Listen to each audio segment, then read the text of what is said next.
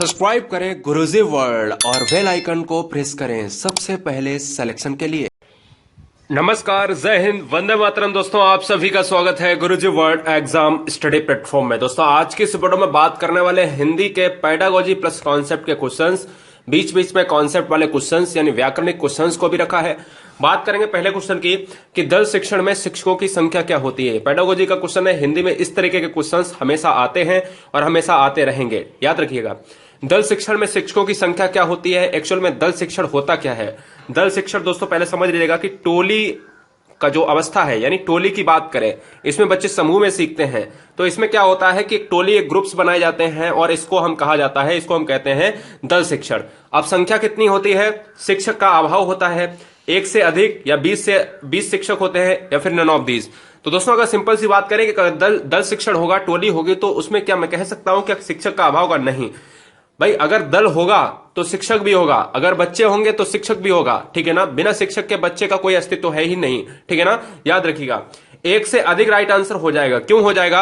अब देखो, इसमें आपको दो तरीके के ऑप्शन मिल सकते हैं। क्वेश्चन तो आपको सेम मिलेगा, लेकिन आपको राइट आंसर ऑप्शन नंबर 2 मारना पड़ेगा। जब भी आपका ऑप्शन ये ना हो तो आपको लिखा होगा 2 से अधिक, ठीक है ना, 2 या 2 से अधिक। तो आप याद रखना है, एक टीचर नहीं होता है दल में, एक टीचर नहीं होता, या तो 2 होते हैं या तो 2 से ज्यादा होते हैं, ये याद रखना है। तो राइट आंसर ऑप्शन नंबर 2 के साथ चला जाएगा। बहुत बढ़िया। क्वेश्चन नंबर नेक्स्ट की बात करेंगे।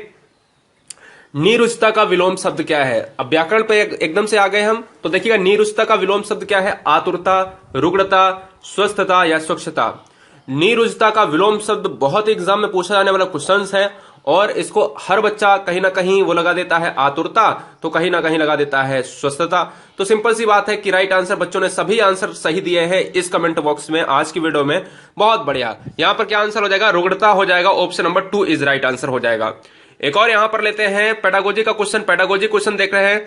कह रहा है कि सर जी, कह रहा वह है प्रविधि जिसमें विद्यार्थी अपना अध्ययन कार्य अध्यापक की देखरेख में पूर्ण करता है। मतलब ऐसी कौन सी प्रविधि है जिसमें एक स्टूडेंट अपना अध्ययन कार्य, जो भी उसने पढ़ना है, ठीक है ना, और आगे पढ़ता रहेगा, तो वो किसकी देखरेख में करता है? एक टीचर की देखरेख में करता है। तो ये कौन सी विधि कहलाती है? स्व अध्ययन, पर्यवेक्षित अध्ययन, गृह कार्य या मौखिक कार्य। दोस्तों, सुबह से 11 लेकर रात के 11 बजे तक क्लासेस का प्रोवाइड यहां पर होता है आपको, ठीक है ना, और जारी रहता है ये सिलसिला हमारे साथ। हर बहन किसी भी स्टेट से है, किसी भी स्टेट से हमारा हर भाई है, चैनल को सब्सक्राइब इस बेस पर कर ले कि अगले साल उसको एक सरकारी विद्यालय में सरकारी सीट मिले।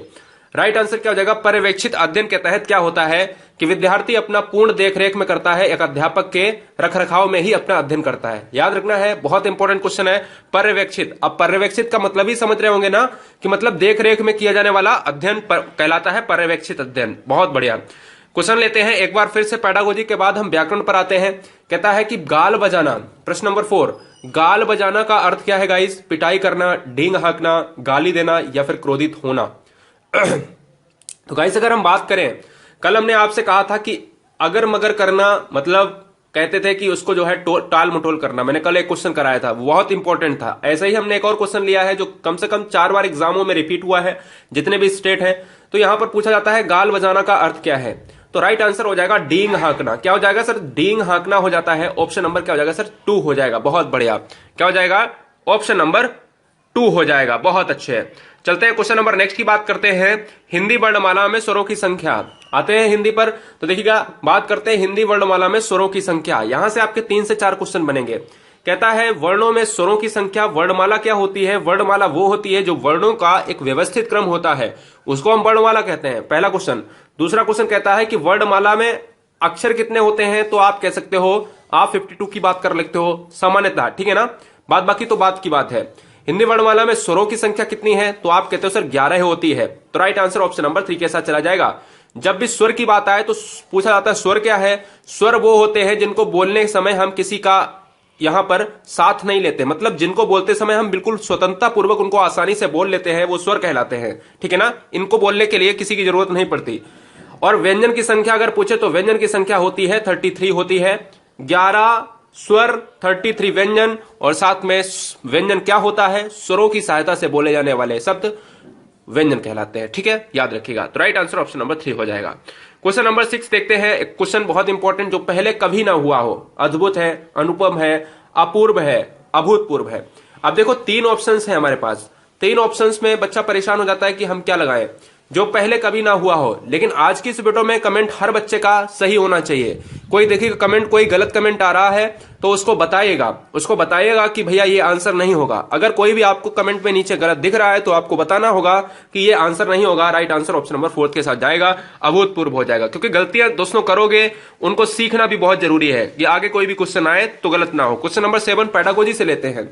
कहता है कि कौन सी विधि संस्कृत से हिंदी शिक्षण में आई। बहुत इंपॉर्टेंट गाइस क्वेश्चन है। कह रहा है कि कौन सी विधि संस्कृत से हिंदी में आई शिक्षण विधि कहलाती है। तो ध्यान दीजिएगा, बहुत इंपॉर्टेंट क्वेश्चन जाना जाता है और बच्चे कहते हैं सर इसमें कहानी लगा देते हैं या तो सर समवाय लगा देते हैं। लेकिन राइट आंसर क्या हो जाएगा, सूत्र विधि। सूत्र विधि जो है संस्कृत से हिंदी शिक्षण में आया है और हमेशा इस क्वेश्चन को अच्छी तरीके से अपने दिमाग में सेट कर लेना बहुत ही इंपॉर्टेंट है। हर विधि यहां पर अगर हम बात करें, संस्कृत हिंदी किसका पार्ट है भाई, सिंपल सी बात है, तो हिंदी हमारा संस्कृत का पार्ट है। संस्कृत से जो शुद्ध शब्द निकलते हैं वो कहीं ना कहीं हिंदी में आज उपयोग हो रहे हैं, ठीक है ना।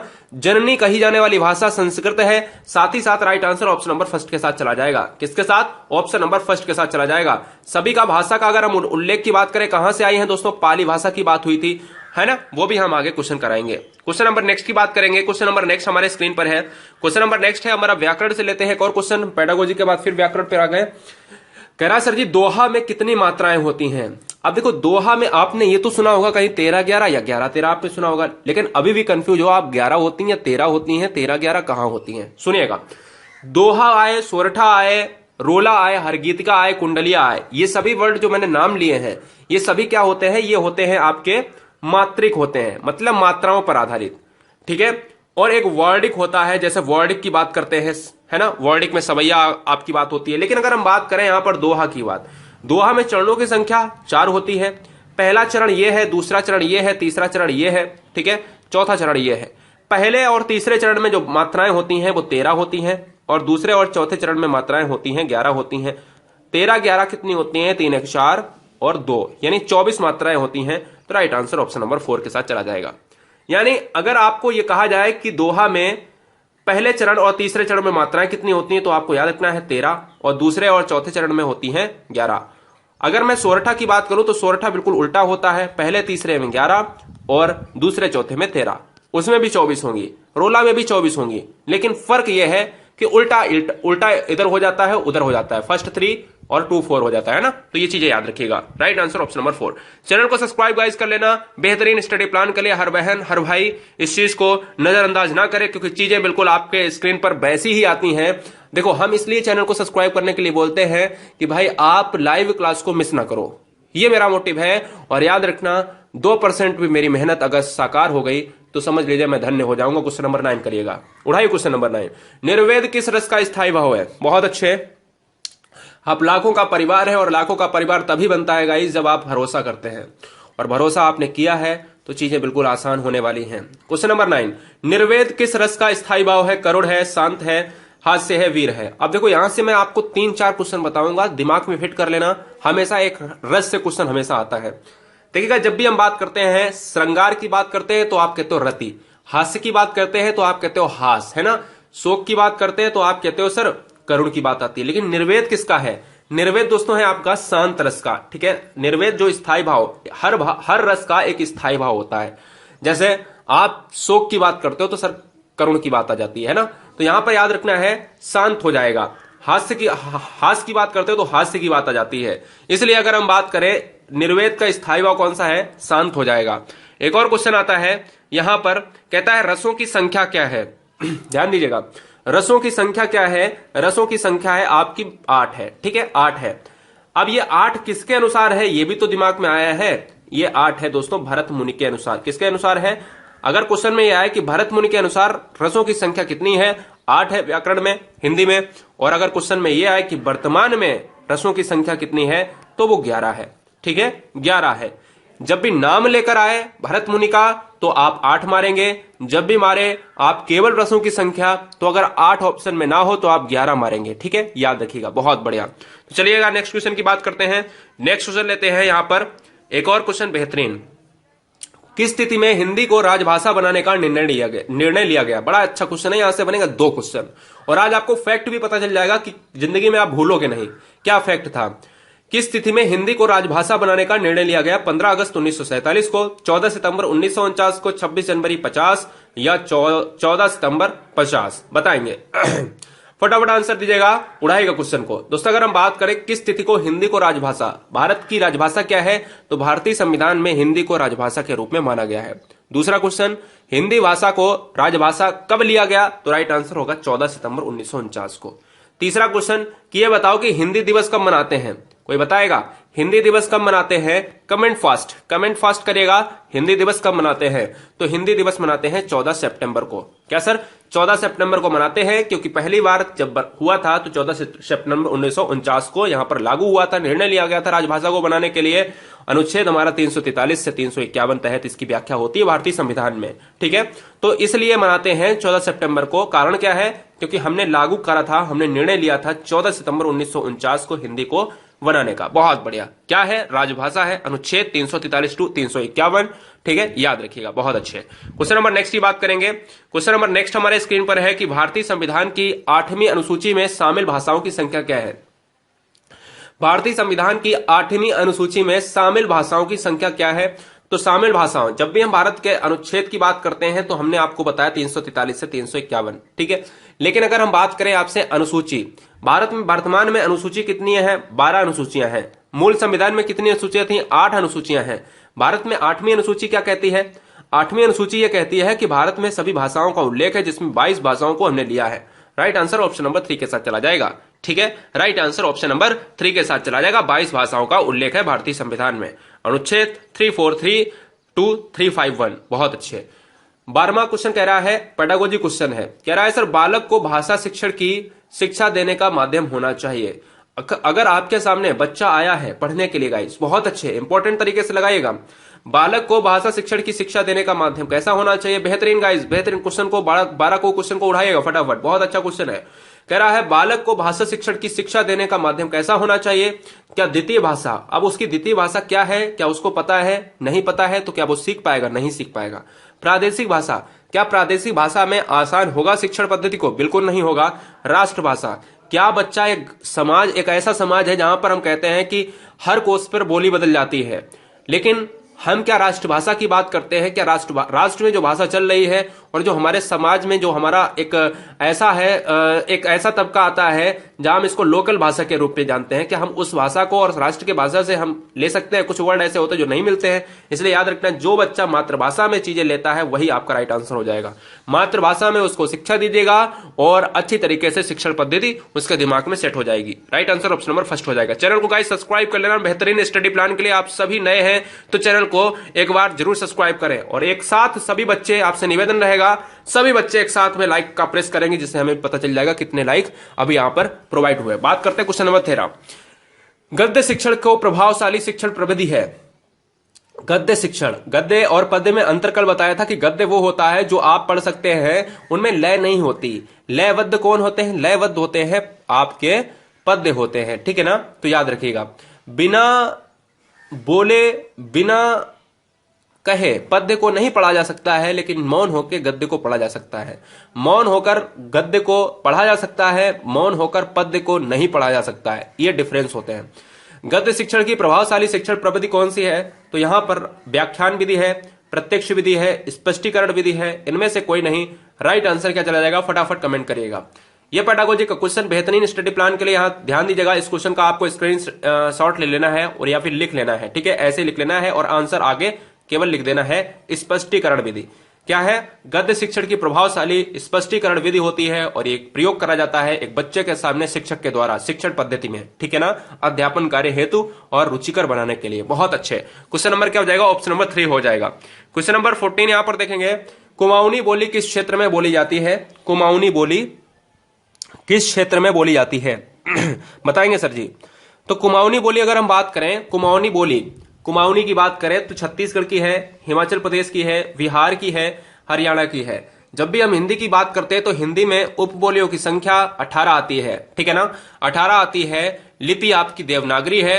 अपभ्रंश की बात करें तो अपभ्रंश भाषा से लिया यहां पर शब्द है, ठीक है ना। इसके साथ ही साथ ब्राह्मी, देवनागरी का जो उद्भव हुआ है वो ब्राह्मी लिपि से हुआ है। ऐसे अगर हम बात करें यहां पर राइट आंसर की बात, तो आपका हो जाएगा ऑप्शन नंबर 2, हिमाचल प्रदेश में ये बोली बोली जाती है, कुमाऊनी बोली। ठीक है ना, बहुत अच्छे। क्वेश्चन नंबर नेक्स्ट की बात करें, क्वेश्चन नंबर 15 कह रहा है निम्नलिखित में से कौन सी भाषा संस्कृत भाषा की अपभ्रंश है? संस्कृत भाषा की अपभ्रंश भाषा है, ब्रज बोली है, अवधी है, पाली है, खड़ी बोली है। बड़ा ही अच्छा क्वेश्चन है गाइस, बड़ा ही अच्छा क्वेश्चन है, बेहतरीन। तो अगर दोस्तों यहां पर बात करें, क्या सर जी, अगर यहां पर बात करें निम्नलिखित में से कौन सी भाषा संस्कृत भाषा की अपभ्रंश भाषा है, तो राइट आंसर ऑप्शन नंबर चला जाएगा पाली के साथ। क्या सर जी चला जाएगा पाली के साथ, ऑप्शन नंबर 3। बेहतरीन गाइस, बेहतरीन, बहुत बढ़िया, सभी ने आंसर सही दिया है जहां तक देखा जाए, एक दो बच्चों को छोड़कर। लेकिन आशा है कि वो भी बच्चे आगे आने वाले क्वेश्चंस में, जब भी जितनी भी यहां पर एग्जाम के तहत जितनी भी सारी वीडियोस आएंगी, वहां पर अपना स्कोर सही कर ले जाएंगे। बहुत अच्छे गाइस। बात करें क्वेश्चन नंबर, यहां पर क्वेश्चन नंबर नेक्स्ट आ रहा है, क्वेश्चन नंबर 16। व्याकरण शिक्षण का उद्देश्य क्या है? पेडागोजी का टॉप क्वेश्चंस में जाना जाता है ये क्वेश्चन। क्वेश्चन नंबर 16, व्याकरण शिक्षण का उद्देश्य नहीं है, व्याकरण शिक्षक का उद्देश्य नहीं है। सभी बच्चे वीडियो को लाइक करेंगे और नए बच्चे आए हैं चैनल को सब्सक्राइब कर लेंगे। व्याकरण शिक्षण का उद्देश्य नहीं है, जी हां, तो राइट आंसर क्या हो जाएगा? ऑप्शन नंबर ज्ञान हो जाएगा, मनोरंजन हो जाएगा, कौशल हो जाएगा, या फिर ज्ञान उपयोग हो जाएगा, बताएंगे। तो देखिए, व्याकरण शिक्षण एक कैसी प्रणाली होती है? एक रटने पर प्रणाली आधारित होती है। इसमें क्या होते हैं? रूल्स होते हैं, ठीक है ना, रूल्स होते हैं। और रूल्स की बात करें तो अगर रूल्स फैक्ट आपको क्लियर है तो चीजें बिल्कुल आसान हो जाएंगी। लेकिन यह मनोरंजन पर आधारित उद्देश्य नहीं है। हाँ, व्याकरण में क्या आपको मिलता है? अगर आप कंठस्थ कर लेते हो तो ज्ञान तो मिलता ही है, कौशल भी आप में हो जाएगा और ज्ञान का आप उपयोग भी कर पाओगे अच्छी जगह जहां पर भी आप चाहोगे। राइट आंसर ऑप्शन नंबर 2 हो जाएगा, क्योंकि उद्देश्य नहीं है, ये पूछा था। बहुत अच्छे। क्वेश्चन नंबर 17 की बात करेंगे, व्याकरण का क्वेश्चन लेते हैं। कहता है 17, इस प्रश्य शब्द को विलोमार्थक शब्द यानी विलोम शब्द का बनाने के लिए, विलोम शब्द बनाने के लिए किस उपसर्ग का प्रयोग करेंगे? ऑप्शंस आपके साथ हैं, नी, अनु, कु और आ। ध्यान दीजिएगा, इस प्रश्य शब्द को विलोम शब्द बनाने के लिए आपको उपसर्ग बताना है। हम किसी शब्द में आगे वर्ण जो जोड़ते हैं उसको हम उपसर्ग कहते हैं, पीछे हम प्रत्यय जोड़ते हैं। रोज रटाता हूं और रोजाना रटाने के बावजूद ऐसे क्वेश्चन आप गलत मत करना। इस प्रश्न में हम आगे जोड़ेंगे तो मतलब नि इस प्रश्न कभी बन रहा है? नहीं बनता। कभी सुना है नि इस प्रश्न होता है? कभी अनु इस प्रश्न सुना है? कु इस प्रश्न सुना है? नहीं। इसलिए फोर्थ ऑप्शन सही हो जाएगा। लेकिन बच्चों ने यहां पर याद रखना है, हर वर्ड को सेट करके और बोल के देखा करो कि क्या वर्ड प्रचलित में है, क्या वर्ड किताबों के प्रचलन में है। तो अ इस प्रश्न से आपने खूब सुना है, आपने पॉलिटी में अस्पृश्यता का अंत भी सुना होगा। तो ये वर्ड आपको याद रखने हैं भाई, जो वर्ड आपको बनेगा वही तो आप मारोगे। तो राइट आंसर ऑप्शन नंबर 4 के साथ चला जाएगा। क्वेश्चन नंबर 18 की बात करेंगे, रोला में कितनी मात्राएं होती हैं? हमने कहा था दोहा आ जाए, सोरठा आ जाए, चाहे आप बात करो दोहा की तो पहले और तीसरे चरण में आप कहते हो सर दोहा में कितनी होती हैं? पहले तीसरे चरण में 13-13 मात्राएं होती हैं और दूसरे और चौथे चरण में 11-11 मात्राएं होती हैं। उल्टा यहां पर हो जाता है, सोरठा में आप कहते हो 11-11 पहले तीसरे और 13-13 यहां पर दूसरे और चौथे में। तो यार सिंपल सी बात, अगर हम कहें आपसे कि रोला में कितनी मात्राएं होती हैं, तो मात्राएं चाहे रोला में चाहे सोरठा में अगर जोड़ी जाए तो 13-11 बोले तो 24 होती हैं। इसलिए राइट आंसर किसके साथ चला जाएगा? ऑप्शन नंबर 4 के साथ चला जाएगा।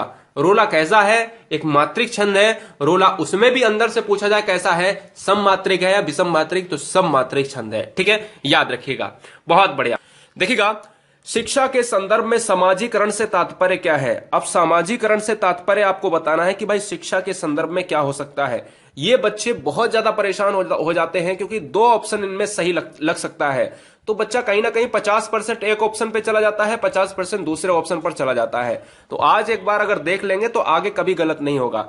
देखिएगा, सामाजिक वातावरण में अनुकूलन और समायोजन, सामाजिक मानदंडों को सदैव अनुपालन करना, अपने सामाजिक मानदंड बनाना, समाज में बड़ों का सम्मान करना। देखिए कहीं ना कहीं हमारा ऑप्शन नंबर डी भी सकारात्मक है, ऑप्शन नंबर ए भी सकारात्मक है, ऑप्शन नंबर बी भी कहीं ना कहीं थोड़ा बहुत लग रहा है। लेकिन हमें यह देखना है कि सबसे बेस्ट आंसर पेडागोजी के हिसाब से कौन सा हो सकता है। ऑप्शन नंबर ए हो जाएगा। शिक्षा के संदर्भ में समाजीकरण से यह तात्पर्य है कि जो आपका एनवायरमेंट है, सोशल एनवायरमेंट है, उसके साथ आपका समायोजन, उसके साथ आपका बैलेंस कितना है गाइस, ठीक है ना। अब हम बी ऑप्शन क्यों नहीं कर सकते? देखो बी ऑप्शन भी चैट बॉक्स में आ रहा कमेंट में, क्यों नहीं कर सकते? क्योंकि एक निगेटिव वर्ड लगा है सदैव। हमें क्या, अच्छी चीज अगर हम अनुपालन करते हैं तो चलो ठीक है, लेकिन क्या गलत चीज भी अगर समाज में है तो हमें उसका साथ देना चाहिए? आप बताओ, अपने से पूछो। नहीं ना, तो सदैव नहीं, जो आपको अच्छा लगता है वो आप करेंगे, ठीक है? याद रखिएगा, अपने नियम नहीं बनाएंगे जिससे कोई दूसरा यहां पर अरुचि उत्पन्न हो, और समाज में बड़ों का सम्मान करने से बेस्ट तो आंसर ऑप्शन नंबर ए चला जाएगा, ठीक है? बहुत अच्छे, right answer option number A के साथ चला जाएगा। अच्छा, एक और परिभाषा आती है कि एच.एम. जॉनसन ने कहा था कि सामाजिकरण सीखने की प्रक्रिया है जो सीखने वाले को सामाजिक भूमिकाओं को निभाने योग्य बनाती है। क्या सर जी? सामाजिक भूमिकाओं को निभाने योग्य बनाती है समाज में रहने वाले लोगों के बीच में, एक जॉनसन ने परिभाषा दी थी। खैर, यहां पर बात करें क्वेश्चन नंबर 2। निम्नलिखित में से एक प्राथमिक स्तर के शिक्षक को सबसे महत्वपूर्ण गुण कौन सा है? तो ध्यान दीजिएगा, मैं इस क्वेश्चन को लगभग एक और बार कराया है और हमने आपसे कहा है कि इस क्वेश्चन के आज हमने लिए हैं क्या, ऑप्शंस चेंज लिए हैं। अब ध्यान दीजिएगा, इस क्वेश्चन का राइट आंसर जो हो जाएगा ना, वो धैर्य एवं लगन हो जाएगा, ठीक है? याद रखना है, पढ़ाने में उत्सुकता से बेस्ट क्या है? धैर्य होना चाहिए एक टीचर में, कि वो अपनी शिक्षण विधि को कैसे हैंडल करे। राइट आंसर क्या हो जाएगा? ऑप्शन नंबर डी हो जाएगा। अब देखो यहां पर क्या है, ये भी सही लग रहा है, लेकिन वेस्ट आंसर क्या होगा? हर टीचर को ज्ञान होता है, अच्छा टीचर ऐसे ही थोड़ी बन जाता है। विधि का ज्ञान होगा, क्षमता होगी, उत्सुकता होगी, लेकिन धैर्य और लगन किसमें है? ये बहुत बड़ी बात है ना, ऑप्शन नंबर डी हो जाएगा। क्वेश्चन नंबर 3 की बात करेंगे यहां पर, देखिएगा, हर बहन हर भाई सुबह 11 से लेकर रात के 11 बजे तक क्लासेस स्टार्ट रहती हैं, ठीक है? अगर हम बात करें सुबह की 11 बजे की क्लास है, 2 बजे की क्लास है, और जो है जल्द ही 4 बजे की क्लास आने वाली है। इसके अलावा 8 बजे आपको यहां पर सभी बच्चे हजारों की संख्या में रात के 8 बजे मिलते हैं, और रात के 10 बजे भी हजारों बच्चे आपको मिल जाएंगे, ठीक है ना? यहां पर चैनल को सब्सक्राइब कर लेंगे जिससे कोई भी वीडियो आपका मिस ना हो। क्वेश्चन नंबर 3 देखेंगे, नर्सरी कक्षा में शुरुआत करने के लिए कौन सी विषय वस्तु सबसे बेस्ट है? तो मेरा परिवार हो जाएगा इस क्वेश्चन का best answer, option number C. मेरा परिवार क्यों हो जाएगा? क्योंकि बच्चा छोटा होता है और परिवार जो अगर चैप्टर होगा तो बहुत ही अच्छी तरीके से लगन से पढ़ेगा, है ना? बोलेगा इसमें क्या है ना, इसमें क्या है, माता पिता की बात होगी, है ना, उसके भाई बहन की बात होगी। Right answer option number C के साथ चला जाएगा। क्वेश्चन नंबर 4 देखिएगा ध्यान से, कि जिला प्राथमिक शिक्षा कार्यक्रम किस वर्ष लागू किया गया था? जिला प्राथमिक शिक्षा कार्यक्रम किस वर्ष लागू किया गया था? एक ऐसा ही क्वेश्चन आपसे पूछ लिया गया था। अब ध्यान देने वाली बात यह है कि आप जब भी अब की बार आएगा क्वेश्चन, तो हमेशा, चाहे आप मध्य प्रदेश से हो, राजस्थान से हो, यूपी से हो, उत्तराखंड से हो, किसी राज्य से हो, झारखंड वाले हो, चाहे सीजी टेट वाले हो, ठीक है ना, चाहे आप हिमाचल प्रदेश से हो, गुजरात महाराष्ट्र की बात कर लो, लेकिन हम सभी बच्चे जितने भी हैं बिहार वाले, लेकिन याद रखना कि जब भी अब की बार क्वेश्चन आएगा वो आपका ऐसा नहीं आएगा, जिला प्राथमिक शिक्षा कार्यक्रम किस वर्ष लागू किया गया था, तो अपना अपना राज्य, अपने अपने राज्य में गूगल जरूर चेक करें कि आपके जिला प्राथमिक शिक्षा कार्यक्रम किस वर्ष लागू किया गया था। लेकिन यहां पर अगर हम बात करें पूरे भारत के परिदृश्य से ये क्वेश्चन है, पूरे भारत के परिदृश्य से ये क्वेश्चन है, तो राइट आंसर 1994 हो जाएगा, जो ऑप्शन में नहीं है। लेकिन जब एक क्वेश्चन आया था उत्तराखंड में पूरे भारत के परिदृश्य से, सीटेट में भी आया था, उसमें 1998 माना गया था। लेकिन अब क्वेश्चन नहीं आएगा क्योंकि यह क्वेश्चन विवादों में रहा था। राइट आंसर आपका 1994 हो जाएगा, यह भी याद रखिएगा, है ना? जी हां, सेंट्रल लेवल का क्वेश्चन है, अलग नहीं है, आपको जाना है। क्वेश्चन नंबर 5 देखिएगा, शिक्षा का उद्देश्य है, शिक्षा का क्या उद्देश्य है? अच्छा नागरिक बनना, अच्छा नागरिक बनाना या नागरिक बनना, ठीक है, कुछ भी कह लो, ऐसे व्यक्ति का निर्माण जो समाज के लिए उपयोगी हो, व्यवहारिकता का निर्माण करना, या उपरोक्त सभी। तो हमारे सामने कहीं ना कहीं ये पॉजिटिव है, ये पॉजिटिव है, ये पॉजिटिव है, तो ऑप्शन डी भी हमारा चला जाएगा इस क्वेश्चन का राइट आंसर। बहुत अच्छे गाइज, क्या हो जाएगा? डी हो जाएगा। क्वेश्चन नंबर 6 देखिएगा, फ्रोवेल ने निम्नलिखित में से किस खेल पर प्रमुख बल दिया था? बड़ा ही गजब का क्वेश्चन है। अब ध्यान देने वाली बात यह है कि आप किस तरीके से समझते हो इस क्वेश्चन को। अब यहां से 2 क्वेश्चन बनेंगे, कैसे बनेंगे जरा ध्यान दीजिएगा। आपसे क्वेश्चन पूछता है कि राइट आंसर क्या हो जाएगा? ऑप्शन नंबर ए हो जाएगा, गेंद का खेल। अब क्यों हो जाएगा? क्योंकि फ्रोवेल ने सबसे ज्यादा जो दिया था, दिमाग लगाया था, वो किस पर लगाया था? कौन सी विधि पर? खेल विधि पर दिमाग लगाया था। और खेल विधि में उन्होंने सबसे बेस्ट किसको माना था? गेंद का खेल माना था। क्या सर? गेंद का खेल माना था। तो इंपॉर्टेंट तरीके से आपको याद रखना है कि शिक्षण विधि में खेल विधि फ्रोवेल ने अपनाई। फ्रोवेल ने खेल विधि पर बल दिया है और खेल कौन सा चुना? गेंद का खेल चुना और right answer option number A के साथ चला जाएगा। एक और क्वेश्चन बनता है कि ये बताइएगा किंडरगार्टन पद्धति के जनक कौन है?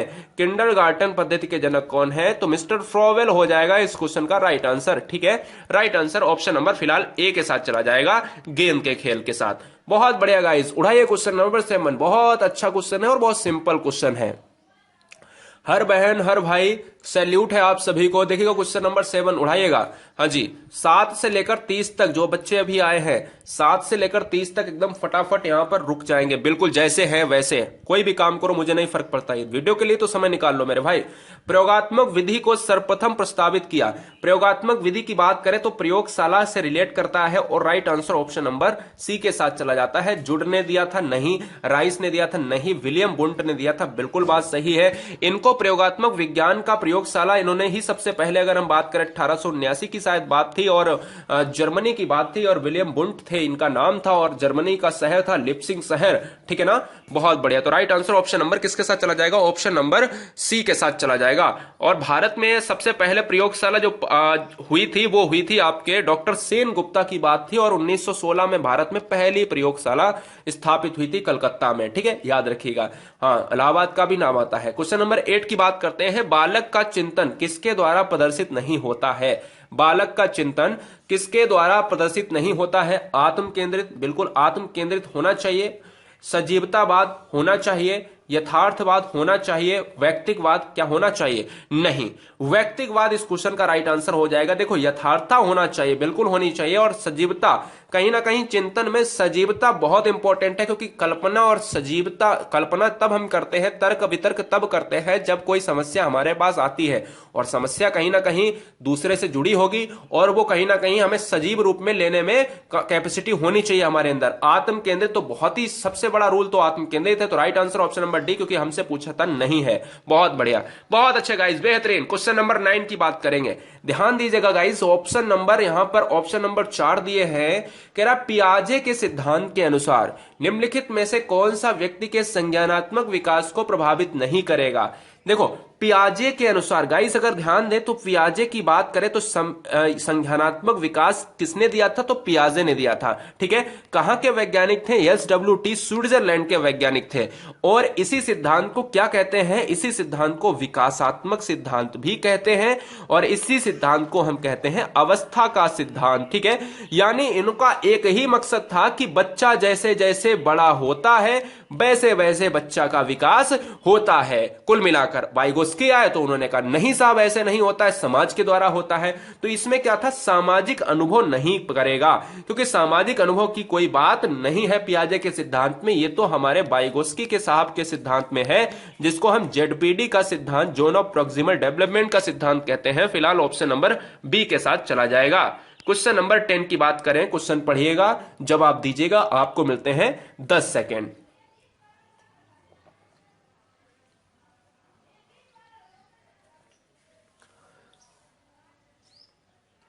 क्वेश्चन नंबर 10 कह रहा है गाइस, इनमें से कौन सा त्रितंत्रीय सिद्धांत में व्यवहारिक बुद्धि का अभिप्राय नहीं है? अगर मैं कहूं कि बुद्धि क्या है तो मैं कह सकता हूं बुद्धि अमूर्त होती है। 1885 में गाल्टन ने बुद्धि शब्द का प्रयोग करा। ठीक है, मैं ये कह सकता हूं कि बुद्धि को थॉर्नडाइक ने कितने भागों में बांटा? 3 भागों में बांटा, मूर्त, अमूर्त और सामाजिक बुद्धि में। ठीक है, अगर हम कहें कि यहां पर कौन सा बुद्धि से अभिप्राय नहीं है, पर्यावरण का पुनः निर्माण करना, बिल्कुल हो सकता है। केवल अपने विषय में व्यवहारिक रूप से सोचना, इस प्रकार के पर्यावरण का चयन करना जिसमें आप सफल हो सकते हैं, पर्यावरण के साथ अनुकूलन करना। अब देखो, व्यवहारिक बुद्धि का अभिप्राय नहीं है तो मैंने कहा था एक ही ट्रिक है, नहीं के लिए आपको निगेटिव वाला ऐसा ऑप्शन चुनना पड़ेगा। तो आपको कुछ निगेटिव लग रहा है, हमने आपसे कहा कंडीशंस के वर्ड निगेटिव होते हैं 99%। केवल अपने विषय में व्यवहारिक रूप से विचार करना, बाद बाकी कहां गए? बाद बाकी कहां गए मेरे भाई? तो सिंपल सी बात यह है कि केवल वर्ड निगेटिव जाएगा और यह बताता है केवल अपने विषय में, तो यही आपका राइट आंसर हो जाएगा, जो नहीं होना चाहिए मेरे भाई। बहुत अच्छे, बहुत बढ़िया गाइस, बहुत अच्छे। क्वेश्चन नंबर 11, बहुत अच्छी तरीके से किताबों में क्वेश्चन बहुत ज्यादा ही वायरल रहता है। अब ध्यान दीजिएगा, कह रहा है कि कोई भी नाराज हो सकता है, बिल्कुल हो सकता है, हम आपसे हो सकते हैं, आप हमसे हो सकते हैं। यह आसान है, परंतु एक सही व्यक्ति के ऊपर सही मात्रा में, सही समय पर, सही उद्देश्य के लिए और सही तरीके से नाराज होना आसान नहीं है। ये क्या है? संवेगात्मक विकास से सामाजिक विकास, संज्ञानात्मक या शारीरिक। तो गाइस यहां पर बात करेंगे ये नाराज होना। सिंपल सी बात है कि कोई भी नाराज हो सकता है, ये आसान है, परंतु एक सही व्यक्ति के ऊपर आसान नहीं होता है। सही व्यक्ति के ऊपर सही मात्रा में, चाहे सही समय हो या उद्देश्य के लिए, नाराज होना आसान नहीं है। यह संबंधित है आपका इमोशन से। संवेगात्मक विकास से हो जाएगा इस क्वेश्चन का राइट आंसर। संवेगात्मक विकास के तहत हम आपको बताएं कि किसने दिया है? विलियम मैकडूगल जनक कहे जाते हैं। 14 मूल प्रवृत्तियां दी हैं। सामाजिक विकास के लिए जाने जाते हैं आपके कौन जाने जाते हैं? वाइगोस्की जाने जाते हैं। और संज्ञानात्मक विकास के लिए जाने जाते हैं पियाजे महोदय। ठीक है, तो फिलहाल ऑप्शन नंबर ए के साथ चला जाएगा। वापस को स्क्रीन को हम बड़ा करते हैं। क्वेश्चन नंबर 12 तो बहुत छोटा क्वेश्चन ले लिया सर जी। क्वेश्चन नंबर 12 कह रहा है विकृत लिखावट से संबंधित लिखने की योग्यता में कमी किसका एक उदाहरण है, किसका एक लक्षण है? मैं आपसे ट्रिक भी बताना चाहूंगा जो बच्चे यहां पर गलत कर रहे हैं। देखना, बहुत सारे बच्चों को मैंने पहले से सिखाया है या बहुत सारे बच्चों ने पहले से सीखा हुआ है कहीं से। कोई बात नहीं, मैटर नहीं करता है, बस आपको क्वेश्चन नहीं एग्जाम में गलत होना चाहिए। लेकिन सर जी बहुत सारे बच्चों का आप देख रहे हो, खुद ही देख रहे होंगे, गलत आ रहा है। लेकिन क्या है, अब हम आपको ट्रिक बताते हैं। देखो, विकृत लिखावट आप लिखोगे कैसे लिखोगे? अच्छा, लिखोगे एक आप, अगर आपको मैं आपसे कहूं कि ग्राफ आपको बनाना है, ग्राफ आपको बनाना है, तो आप क्या करोगे? आप बोलकर बनाओगे या लिखकर बनाओगे? तो सिंपल सी बात है, जिसमें ग्राफ वर्ड आ जाए वही आपको लिखने वाली बात लगा देनी है। अगर आपका लिखावट में आप अक्षम है, लिखावट संबंधी आपका विकार है या बच्चे का विकार है, तो हम उसको डिस्ग्राफिया कहते हैं। तो हमने क्या बताई ट्रिक? लिखने से ही आपका ग्राफ बनेगा, तो वो ट्रिक हो गई। अच्छा, ये क्या है? ये होता है गणितीय संबंधी विकार होता है। क्या? गणितीय संबंधी विकार होता है, ये कैलकुलेशन संबंधी विकार होता है। डिसलेक्सिया क्या होता है? डिसलेक्सिया होता है पढ़ने संबंधी विकार होता है। ठीक है ना, याद रखिएगा। हाँ जी, और कमेंट में ये बताना है डिस्प्रेक्सिया क्या होता है। बहुत अच्छे गाइस, तो ऑप्शन नंबर ए हो जाएगा फिलहाल डिस्ग्राफिया। क्वेश्चन नंबर 13 की बात करेंगे। व्यक्तित्व के संगठन का स्वरूप है। व्यक्तित्व एक वर्ड मैंने उठा लिया और मनोविज्ञान में बहुत ही ज्यादा प्रचलित वर्ड है। व्यक्तित्व क्या होता है? व्यक्तित्व कहीं ना कहीं पर्सनालिटी को हम इंडिकेट करते हैं। गाइस, अगर हम कहते हैं कि किसी व्यक्ति को, बंदे को मैंने देखा सामने से और मैंने कहा उसकी पर्सनालिटी, उसका बनाव गठाव अच्छा है, तो मैंने कह दिया बिल्कुल बहुत बढ़िया है। लेकिन मनोविज्ञान में इसका प्रयोग नहीं होता है। मनोविज्ञान में कहता है बाहर से भी अच्छा हो और अंदर से भी अच्छा हो। मनोविज्ञान में दोनों तरीके के ये गुण लिए जाते हैं। पर्सनालिटी शब्द पर्सोना से बना हुआ है, जो एक लैटिन भाषा का शब्द है, यूनान परंपरा में मुखौटा शब्द के रूप में प्रयोग हुआ। तो right answer option number B के साथ चला जाएगा। मनोवैज्ञानिक, यहां पर मनोवैज्ञानिक और शारीरिक संबंध से इसका संगठन हो जाएगा। बहुत बढ़िया, राजनीति की कोई बात नहीं आती है मेरे भाई। क्वेश्चन नंबर 14 देखेंगे। आत्म केंद्रित व्यक्ति होता है, इस क्वेश्चन को मैंने रिपीट कराया है, देखिएगा। आत्म केंद्रित व्यक्ति होता है अंतर्मुखी, बहिर्मुखी, उभयमुखी, सामाजिक निर्भर। जो बच्चे नए हैं, जो पुराने हैं बच्चे, पुराने बच्चों का कोई गलत का आंसर आ गया तो समझ लीजिएगा बहुत गलत बात होगी। आत्म केंद्रित व्यक्ति होता है, मैंने कहा आत्म केंद्रित का मतलब होता है अपने में मस्त। अपने में मस्त यानी अपनी बात को किसी दूसरे के सामने शेयर ना करना मेरे भाई। और अपनी बात अगर किसी को शेयर नहीं करोगे तो समाज में उसकी स्थिति ठीक नहीं होगी। मतलब समाज में ठीक का मतलब है समाज के साथ उसका मेल मिलाप ज्यादा नहीं रहता, वो दूर रहता है, उसके मित्र कम होंगे। आत्म केंद्रित व्यक्ति अपनी बात शेयर नहीं करेगा, वो अंतर्मुखी होगा। ठीक है, अंतर्मुखी होगा। और बहिर्मुखी के मित्र ज्यादा होते हैं, समाज में मेल मिलाप ज्यादा होता है, ये भी याद रखना, वो सभी को अपनी बात बता देते हैं। तो right answer option number A के साथ चला जाएगा। क्वेश्चन नंबर 15 की बात करेंगे। क्वेश्चन नंबर 15 कह रहा है, उड़ाइए क्वेश्चन को गाइस, कह रहा है अपने ऊर्जा बल को, लिविडो को बाहर की ओर अभिव्यक्त करने वाला व्यक्ति का प्रकार होता है। और सर जी बहुत सिंपल क्वेश्चन है, मैंने अभी सर जी ऊपर बताया आपको कुछ क्वेश्चन, और उसका सर जी यहां पर आपको रिप्लाई देना है उस वाले क्वेश्चन के ही हिसाब से, क्वेश्चन नंबर 14 के हिसाब से 15 दे देना है। सिंपल सी बात है। हमने आपसे कहा अपने ऊर्जा बल को बाहर की ओर अभिव्यक्त करना, तो ज्ञानात्मक व्यक्ति हो जाएगी। क्या ज्ञानात्मक, यहां डबल लिख गया है, ज्ञानात्मक व्यक्तित्व हो जाएगा, कलात्मक व्यक्तित्व हो जाएगा, बहिर्मुखी व्यक्तित्व हो जाएगा, या धार्मिक व्यक्तित्व। सिंपल सी बात मेरे भाई ये है, इस क्वेश्चन का right answer option number C हो जाएगा, क्योंकि अपनी बात को बाहर की ओर बहिर्मुखी व्यक्ति करता है। Right answer option number C के साथ चला जाएगा। क्वेश्चन नंबर 16 गाइस, बहुत अच्छे गाइस, बेहतरीन गाइस, बेहतरीन। क्वेश्चन नंबर 16 में 4 विकल्प आपको दिखा देते हैं, ये रहे। जब बच्चे एक अवधारणा को सीखते हैं, और उसका प्रयोग करते हैं तो अभ्यास उनके द्वारा की जाने वाली त्रुटियों को कम करने में मदद करता है। मतलब जो अभ्यास होता है वो त्रुटियों को कम करने में मदद करता है। सिंपल सी बात है, अगर आपका मैथमेटिक्स का क्वेश्चन अभ्यास ना करो तो कहीं ना कहीं क्वेश्चंस आने वाले 15 दिन में, आप 15 दिन बिल्कुल मैथ ना पढ़ो, 10 दिन, एक महीना बिल्कुल मैथ ना पढ़ो, ठीक है ना, तो फिर क्या होगा, आप कहीं ना कहीं त्रुटियां करोगे। और अभ्यास क्या करता है, त्रुटियों को कम करता है। यह विचार डॉट डॉट के द्वारा दिया गया, ये विचार दिया गया थॉर्नडाइक के द्वारा, जीन पियाजे, जीबी वॉटसन, लेव वाइगोस्की। तो सिंपल सी बात मेरे भाई ये है कि ये भाई त्रुटियों का सिद्धांत दिया था थॉर्नडाइक ने, और थॉर्नडाइक हो जाएगा इस क्वेश्चन का राइट आंसर। अब बात करते हैं कि भाई ये अवधारणा से संबंधित फैक्ट ये है कि थॉर्नडाइक ने प्रयास एवं भूल का सिद्धांत दिया था, ठीक है, प्रयास एवं भूल का सिद्धांत दिया था। इसी सिद्धांत को संयोजनवाद का सिद्धांत और इसी सिद्धांत को संबंधवाद का सिद्धांत भी कहते हैं, और इसी सिद्धांत को यस आर थ्योरी सिद्धांत भी कहते हैं। उद्दीपन और अनुक्रिया सिद्धांत बोले तो स्टिमुलस और रेस्पॉन्स अनुक्रिया सिद्धांत, ठीक है ना।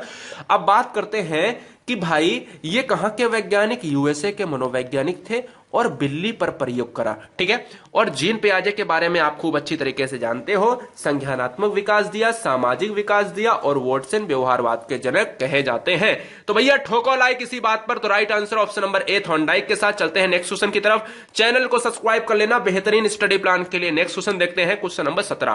क्वेश्चन नंबर 17 देखो, क्वेश्चन नंबर 17 बहुत बढ़िया, अच्छी तरीके से देखना है और 30 तक देखना है क्वेश्चन, ठीक है। बाद बाकी काम जो भी कर रहे हो करो, मुझे नहीं मतलब है, वीडियो के बाद आप कुछ भी करो, ठीक है ना। बहुत बढ़िया, जी हाँ।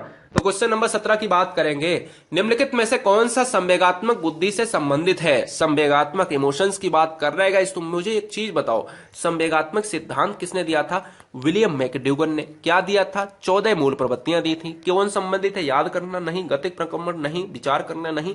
ऑप्शन नंबर डी हो जाएगा। सहानुभूति क्या होता है? इमोशन से रिलेट करता है। Right answer option number D के साथ चला जाएगा। बहुत अच्छे गाइस, बहुत बढ़िया, बेहतरीन गाइस, बहुत अच्छे। क्वेश्चन नंबर 17 के बाद 18 देखते हैं भाई क्या आ जाएगा। एक आंतरिक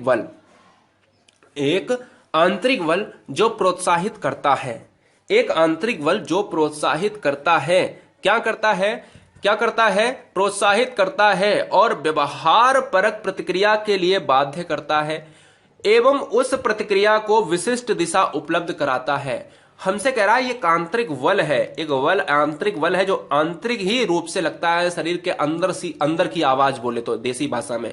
और वो बल क्या करता है? प्रोत्साहित करता है, आपको प्रोत्साहित करता है और आपको क्रिया करने के लिए बाध्य करता है। और क्रिया आप क्यों करते हो? क्योंकि आप में कुछ ना कुछ, कहीं ना कहीं लालच होता है। और लालच क्या है? इस समय आपको टेट एग्जाम को पास करके सरकारी सीट लेना, हर बहन हर भाई को, ठीक है, सरकारी विद्यालय में सरकारी सीट लेना। तो क्या होता है? ये होता है अभिप्रेरणा। अभिप्रेरणा के बल पर ही, हमारे मोटिवेशन और घर वालों के मोटिवेशन के बल पर आप अच्छी तरीके से पढ़ाई कर रहे हो और एक सरकारी सीट के लिए यहां पर बेहतरीन तरीके से पढ़ाई कर रहे हो। ऑप्शन नंबर क्या हो जाएगा? ए हो जाएगा। इसको हम अभिप्रेरणा कहते हैं, अच्छी तरीके से याद रखिएगा। क्वेश्चन नंबर 19 की बात करेंगे। क्वेश्चन नंबर 19 देखेंगे। निम्नलिखित में से कौन सी शब्दावली प्रायः अभिप्रेरणा के साथ अंतः बदलाव के साथ इस्तेमाल की जाती है? अंतः बदलाव के साथ इस्तेमाल की जाती है। भैया बहुत अच्छा क्वेश्चन है, बहुत ही अच्छा क्वेश्चन है। बताएंगे क्या हो जाएगा इस क्वेश्चन का राइट आंसर? बहुत बढ़िया, बेहतरीन। आपको मिलते हैं 10 सेकेंड। आपको क्या सर जी मिलते हैं? 10 सेकेंड मिलते हैं, जल्दी से बताएंगे। जी हां, देखिएगा, मैंने आपसे कहा अभिप्रेरणा के लिए इंपॉर्टेंट ये है कि भाई आपकी आवश्यकताएं क्या है, किसके लिए इस्तेमाल करी जाती है, आपकी आवश्यकता क्या है, उस लक्ष्य को प्राप्त करने के लिए अभिप्रेरणा देना जरूरी है। और ये कब तक चलेगी? जब तक लक्ष्य आपका खत्म नहीं हो जाता है। Option number C is right answer हो जाएगा। क्वेश्चन नंबर 20 की बात करेंगे। निम्नलिखित में से कौन सा मूल्यांकन के त्रिकोण भाग का नहीं है? त्रिकोण, ट्रायंगल सिद्धांत का अनुपालन नहीं करता है, बताएंगे। आपको मिलते हैं 10 सेकेंड, जल्दी से कमेंट करेगा फटाफट। बहुत अच्छे गाइस, बहुत बढ़िया, बेहतरीन, बहुत उम्दा, चलिएगा, बहुत अच्छे, बहुत तेजी से आप आंसर कर रहे हो, बहुत अच्छे, बताएंगे।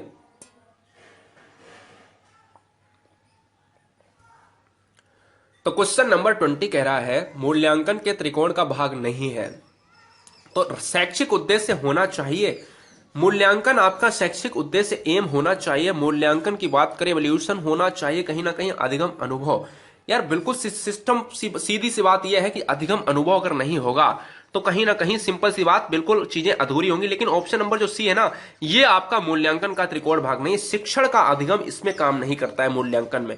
मूल्यांकन शैक्षिक उद्देश्य की क्या उद्देश्य से मूल्यांकन हो रहा है बच्चे का, और अधिगम का अनुभव तो इंपॉर्टेंट है ना कि किसके लिए हम कर रहे हैं। ऑप्शन नंबर सी हो जाएगा। ठीक है, हाँ जी, बहुत बढ़िया। नेगेटिव के लिए नेगेटिव आंसर। क्वेश्चन नंबर 21, ये तो क्वेश्चन बहुत सिंपल है, इस क्वेश्चन को हमने परिभाषाओं से आपको याद कराया था। हाँ जी, वातावरण वह बाहरी शक्ति है जो हमें प्रभावित करती है, किसने कहा था? Woodworth, Ross, Watson, Thorndike. वातावरण वह बाहरी शक्ति है जो हमें प्रभावित करती है, यह किसने कहा था मेरे भाई? तो इस क्वेश्चन का जो राइट आंसर चला जाएगा ऑप्शन नंबर बी के साथ चला जाएगा। रॉस महोदय ने इस चीज को कहा था। ठीक है, रॉस महोदय ने इस चीज को कहा था। Question number 22, operation black board परिणाम था। Operation black board, operation black board परिणाम था, बताएंगे फटाफट, बताएंगे फटाफट। ऑपरेशन ब्लैक बोर्ड परिणाम था, जल्दी से कमेंट करेंगे। कोठारी आयोग का, राष्ट्रीय पाठ्यक्रम रचना 2005 का, राष्ट्रीय शैक्षिक योजना 1986 का, राष्ट्रीय पाठ्यक्रम रचना 2000 का। मेरे भाई 22वां क्वेश्चन आपके लिए आंसर हो जाएगा 1986 के साथ राष्ट्रीय शैक्षिक योजना। ऑपरेशन ब्लैक बोर्ड एक केंद्रीय प्रायोजित कार्यक्रम है। क्या है सर जी? सेंट्रल जो है आपका कार्यक्रम है, और जिसे 1986 में देश के सभी प्राथमिक विद्यालय, किसके लिए है? अब याद रखना, पॉइंट आ रहे हैं, प्राथमिक विद्यालय के लिए लाया गया। प्राथमिक विद्यालय के लिए क्या हुआ? न्यूनतम सुविधाएं प्रदान करने के लिए जारी किया गया था। इस योजना में केंद्र सरकार स्कूल के उपकरण और भवनों के लिए धन उपलब्ध कराती है, राज्य सरकार जवाहर रोजगार योजना के माध्यम से धन जुटाती है। जब क्वेश्चन में आए केंद्र सरकार क्यों क्या कराती है ऑपरेशन ब्लैक बोर्ड में, हम भवनों के लिए शैक्षिक दृष्टि से आपको धन जुटाएगी, क्या? Central government. किसमें? प्राथमिक विद्यालय में। और कब आया था? 1986 में। और याद रखना, जब स्टेट गवर्नमेंट के हिसाब से पूछा जाए तो कौन सी? जवाहर रोजगार योजना। ठीक है, बहुत अच्छे। तो राइट आंसर ऑप्शन नंबर किसके साथ? 1986 के साथ चला जाएगा। क्वेश्चन नंबर 23 की बात करेंगे। प्रचलित योजना में नई जानकारी जोड़ने को किस नाम से जाना जाता है? अब देखो, प्रचलित योजना में नई जानकारी, कभी कभी इधर उधर टिक लग जाता है, टेंशन मत लेना, नहीं तो आप कहोगी सर जी वो आंसर नहीं था। ठीक है, तो आंसर क्या था ऊपर वाले क्वेश्चन का, 22 के क्वेश्चन का? 1986 में। ठीक है, 1986 वाला ऑप्शन था सी वाला। अगर हम बात करें 23वां, प्रचलित योजना में नई जानकारी जोड़ने को किस नाम से जाना जाता है, तो हम इस चीज को पियाजे के रूप में जानते थे, आत्मसातीकरण कहते हैं उस चीज को। हम प्रचलित योजना में नई जानकारी को ऐड करना हम आत्मसातीकरण कहते हैं। पियाजे का सिद्धांत देखिएगा, समझ में आ जाएगा, मैंने आज ही टेलीग्राम पर उसको फिर से लिंक प्रोसीड करी है आगे। ठीक है, बहुत अच्छे। Right answer option number C हो जाएगा। क्वेश्चन नंबर 24 आज तक का बेस्ट क्वेश्चन बनेगा कि जिस वक्र में हमने वक्र और सरल वक्र सही तरीके से पढ़ाए हैं, अगर आपने प्लेलिस्ट नहीं देखा है, देखिए क्वेश्चन करना और हम आपको जो डिटेल क्लास पढ़ाते हैं, बहुत जमीन आसमान का अंतर होता है। अगर आप डिटेल क्लास को देख लेते हैं 5 दिन नहीं लगेंगे, है ना? चाहोगे तो 5 घंटे में खत्म हो जाएंगी। 10-10 मिनट की क्लासेस हैं, आपको प्लेलिस्ट में जाना है, सारी वीडियोस देख लेनी है 10-10 मिनट से, और सभी में ज्यादातर ट्रिक का इस्तेमाल करा है। हर वीडियो आपको इंपॉर्टेंट तरीके से हमने फिगर से समझाई है, तो वो देख लोगे ना, तो आज जब 30 क्वेश्चन करने आए हो ना, तो 30 में आप 28 लेकर आ जाओगे, मेरा वादा है। और ये वादा नहीं, पूरा गारंटी है। मैं बिल्कुल साक्ष्य प्रमाणित करता हूं, और टेलीग्राम पर हर 6 महीने में सीटेट का रिजल्ट डालता हूं, स्टेट गवर्नमेंट का रिजल्ट डालता हूं आपके सामने। ठीक है, याद रखिएगा, अगला रिजल्ट आपका होगा उसमें। याद रखिएगा, जिस वक्र रेखा में प्रारंभ में सीखने की गति तीव्र होती है उसे हम कहते हैं उन्नतोदर वक्र। मतलब क्या होता है? कहता है कि अगर सीखने में प्रारंभ में तेजी हो रही है बच्चे में, और फिर क्या हुआ, बाद में कह रहा है मंद हो जाती है, बाद में ये डाउन हो गई, तो हम इसको कहते हैं नकारात्मक वक्र। नकारात्मक वक्र का नाम होता है उन्नतोदर वक्र होता है। ठीक है, वक्र होता है। तो right answer option number A के साथ चला जाएगा। क्वेश्चन नंबर 25, बहुत बढ़िया गाइस, बहुत अच्छे। तो चैनल को सब्सक्राइब कर लेना अपना स्कोर, अपनी वीडियोस को प्राप्त करने के लिए भैया मेरे, क्योंकि अगर आपका यहां पर होना बहुत इसलिए जरूरी है क्योंकि आप कल अगर सरकारी विद्यालय ले लेते हैं, सरकारी सीट ले लेते हैं, तो भाई तुम्हारा इंटरव्यू मैं कर दूंगा यहां पर, टेंशन मत लेना। इसीलिए तो नहीं सामने आ रहा हूं, नहीं तो सामने पढ़ाने में जो सिंपल है ना, सामने में बहुत सिंपल है, आसान है पढ़ाने में यार मेरे भाई। बहुत मुझे एक्सपीरियंस है ऑफलाइन क्लासेस का पढ़ाने में, लेकिन मेरे भाई मैं चाहता हूं कि मैं अपने फेमस होने से पहले तुमको फेमस करना चाहता हूं। सभी का इंटरव्यू होगा अगले आने वाले 1 साल में, सरकारी सीट आपको लेनी है, ठीक है ना, याद रखिएगा। क्वेश्चन नंबर 25 कह रहा विनय साइमन परीक्षण द्वारा मापन किया जाता है, विशिष्ट बुद्धि का किया जाता है। बहुत सारे बच्चे सामान्य बुद्धि लगा रहे हैं, बहुत गलत बात है। ऑप्शन नंबर बी के साथ चला जाएगा। इतने सिंपल क्वेश्चन गलत करोगे। 26 की बात करेंगे। समावेशी शिक्षा मानती है कि हमें व्यवस्था के बच्चे के अनुरूप बदलना है, परिवेश को परिवार के अनुरूप, बच्चे को परिवेश या बच्चे को व्यवस्था के अनुरूप बदलना है।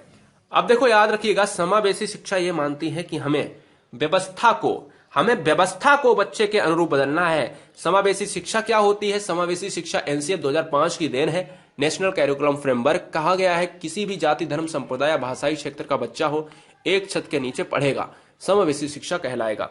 व्यवस्था को बच्चे के अनुरूप बदलना ही कार्य होता है। प्रमुख right answer option number A के साथ चला जाएगा। बहुत बढ़िया, बहुत बढ़िया। जी हाँ, बहुत अच्छे। अब देखो यहां पर कह रहा है, ऑप्शन नंबर डी भी आ रहा है, कह रहा है, देखिएगा, अच्छा स्कूल भी लगा के देख लेते हैं। समावेशी शिक्षा मानती है कि हमें बच्चे को व्यवस्था के अनुरूप बदलना है। अब बच्चे को ही बदल देना है क्या, या व्यवस्था को बच्चे के अनुरूप बदलना है? भाई व्यवस्था को बदलेंगे बच्चे को देखकर, ना कि बच्चे को बदल देंगे व्यवस्था क्या हम वैसी रखेंगे? जो शिक्षण प्रणाली हम लेकर चले आए हैं, क्या हम वही पढ़ाते रहेंगे? माना कि एक शिक्षण विधि आपको समझ में नहीं आ रही तो हम बच्चे को बदल देंगे? नहीं ना। तो इसलिए याद रखिएगा, व्यवस्था को चेंज करना पड़ेगा बच्चे के अनुसार, ठीक है, जिसमें वो सही तरीके से मैनेज कर पाएगा, बैलेंस बना पाएगा। क्वेश्चन नंबर 27 कह रहा है क्रोध व भय प्रकार है। क्रोध व भय प्रकार है अभिप्रेरणा का, संवेग का, परिकल्पना का या मूल प्रवृत्ति का। बहुत बढ़िया गाइस, ठोको लाइक, बहुत अच्छे गाइस। तो बात करेंगे यहां पर, बात करेंगे right answer option number B. क्रोध भय क्या होते हैं? इमोशंस की बात होती है। मूल प्रवृत्तियों के सिद्धांत में विलियम मैकडूगल ने यह सिद्धांत दिया था, आप जानते हो, उसमें ये सब चीजें आती हैं। Right answer option number B के साथ चला जाएगा। क्वेश्चन नंबर 28, हम वीडियो के लास्ट एंडिंग पॉइंट पर है। बहुत बढ़िया, जाएंगे नहीं कहीं भी। अपना स्कोर जरूर हमें बताएं। 28, 29, 30 क्वेश्चन तक चलेंगे। बहुत अच्छे गाइस। निम्नलिखित में से कौन सा सीखने का क्षेत्र है? कौन सा सीखने का क्षेत्र है? व्यावसायिक है, अनुभविक है, भावात्मक है, आध्यात्मिक है। सुबह 11 बजे, दोपहर 2 बजे और शाम के 4 बजे एड होने वाली है क्लास है। रात के 8 बजे लाखों बच्चे यहां पर बिल्कुल, अगर हम देखें कहां पर, इंस्टा से लेकर हजारों बच्चे, 1 लाख बच्चे लगभग होने वाले हैं। आप समझ रहे होंगे कहां पर, गुरुजी वर्ल्ड एग्जाम स्टडी पर। यहां पर हैं आपके, अभी फिलहाल जब वीडियो बना रहा हूं 8 लाख से भी ज्यादा बच्चे हैं। तो कहीं ना कहीं ये वीडियोस जो प्रोवाइड होती हैं आपको हजारों बच्चों की तादाद में, और ये 5 दिन बाद ये वीडियोस लाखों में चली जाती हैं व्यूज में। तो आप समझ रहे होंगे कि इसलिए इंपॉर्टेंट तरीके से आप क्लास को मिस नहीं करेंगे। 8 बजे की क्लास रात के बहुत इंपॉर्टेंट, और रात के 10 बजे की क्लास बहुत ही इंपॉर्टेंट, पूरे व्याख्यात्मक क्लास के तरीके से हम प्रोवाइड कराने की कोशिश करेंगे। क्वेश्चन नंबर 28, जी हाँ, बहुत अच्छी तरीके से देखिएगा। क्वेश्चन नंबर 28 राइट आंसर क्या चला जाएगा? निम्नलिखित में से कौन सा सीखने का क्षेत्र है? अनुभाविक हो जाएगा। ऑप्शन नंबर क्या हो जाएगा? ऑप्शन नंबर बी के साथ चला जाएगा। आध्यात्मिक क्यों लगा रहे हो भैया? ऑप्शन नंबर बी के साथ चला जाएगा। अनुभव से रिलेट करेंगे। 29 देखिएगा। हाँ जी, विद्यार्थियों के अच्छे मानसिक स्वास्थ्य को बनाए रखने के लिए निम्नलिखित में से कौन सा तरीका अधिक महत्वपूर्ण है? कौन सा तरीका अधिक महत्वपूर्ण है बताना है आपको। सह शैक्षिक क्रियाओं का प्रावधान, अभिव्यक्ति की स्वतंत्रता, रुचियों की भिन्नता, अध्यापक की भूमिका एवं विद्यालय वातावरण। विद्यार्थियों के अच्छे मानसिक स्वास्थ्य को बनाए रखने के लिए निम्नलिखित में से कौन सा तरीका सबसे अधिक महत्वपूर्ण है? जी हां, तो विद्यालय का मानसिक जो वातावरण रहेगा ना, बहुत सारे बच्चे ऑप्शन नंबर ए लगा रहे हैं। देखो ऑप्शन नंबर ए से क्या बेस्ट आंसर हो सकता है? मानसिक स्वास्थ्य को बनाए रखने के लिए अधिक महत्वपूर्ण क्या है? विद्यालय का वातावरण, एनवायरमेंट बहुत अच्छा होना चाहिए। और अध्यापक की भूमिका बच्चे के प्रति क्या है, वो इंपॉर्टेंट बनती है। तो मेरे भाई डी आंसर इतना अच्छा आंसर है कि ऑप्शन नंबर, बाद बाकी के 3 तो बिल्कुल उड़ जाएंगे उसके सामने। तो डी आपका राइट हो जाएगा इस क्वेश्चन का राइट आंसर। बहुत अच्छे। क्वेश्चन नंबर 30 की बात करेंगे। जब बच्चा, बहुत अच्छे गाइस, बहुत बढ़िया, बेहतरीन, लगा दीजिएगा, ठोक दीजिएगा इस क्वेश्चन को, बहुत अच्छे। तो बात करेंगे, जब बच्चा कार्य करते हुए उबने लगता है तो इस बात का संकेत है कि बच्चे को अनुशासित करने की जरूरत है। संभवतः एक कार्य आंतरिक रूप से बार बार हो रहा है। बच्चा बुद्धिमान नहीं है, बच्चे में सीखने की योग्यता नहीं है। बताएं। तो दोस्तों अगर हम बात करेंगे तो राइट आंसर हम क्या लगाएंगे? हमारे ऑप्शन नंबर, ये तो निगेटिव हो गए, बच्चा बुद्धिमान नहीं है, निगेटिव हो गया। संभवतः एक कार्य आंतरिक रूप से बार बार हो रहा है। देखो, जब भी बच्चा को एक ऐसा टास्क नहीं मिलता है, सृजनशील बालक हो या चाहे कैसा भी बालक हो, तो अगर वो सिंपल कार्य लग रहा है तो ऊब जाएगा।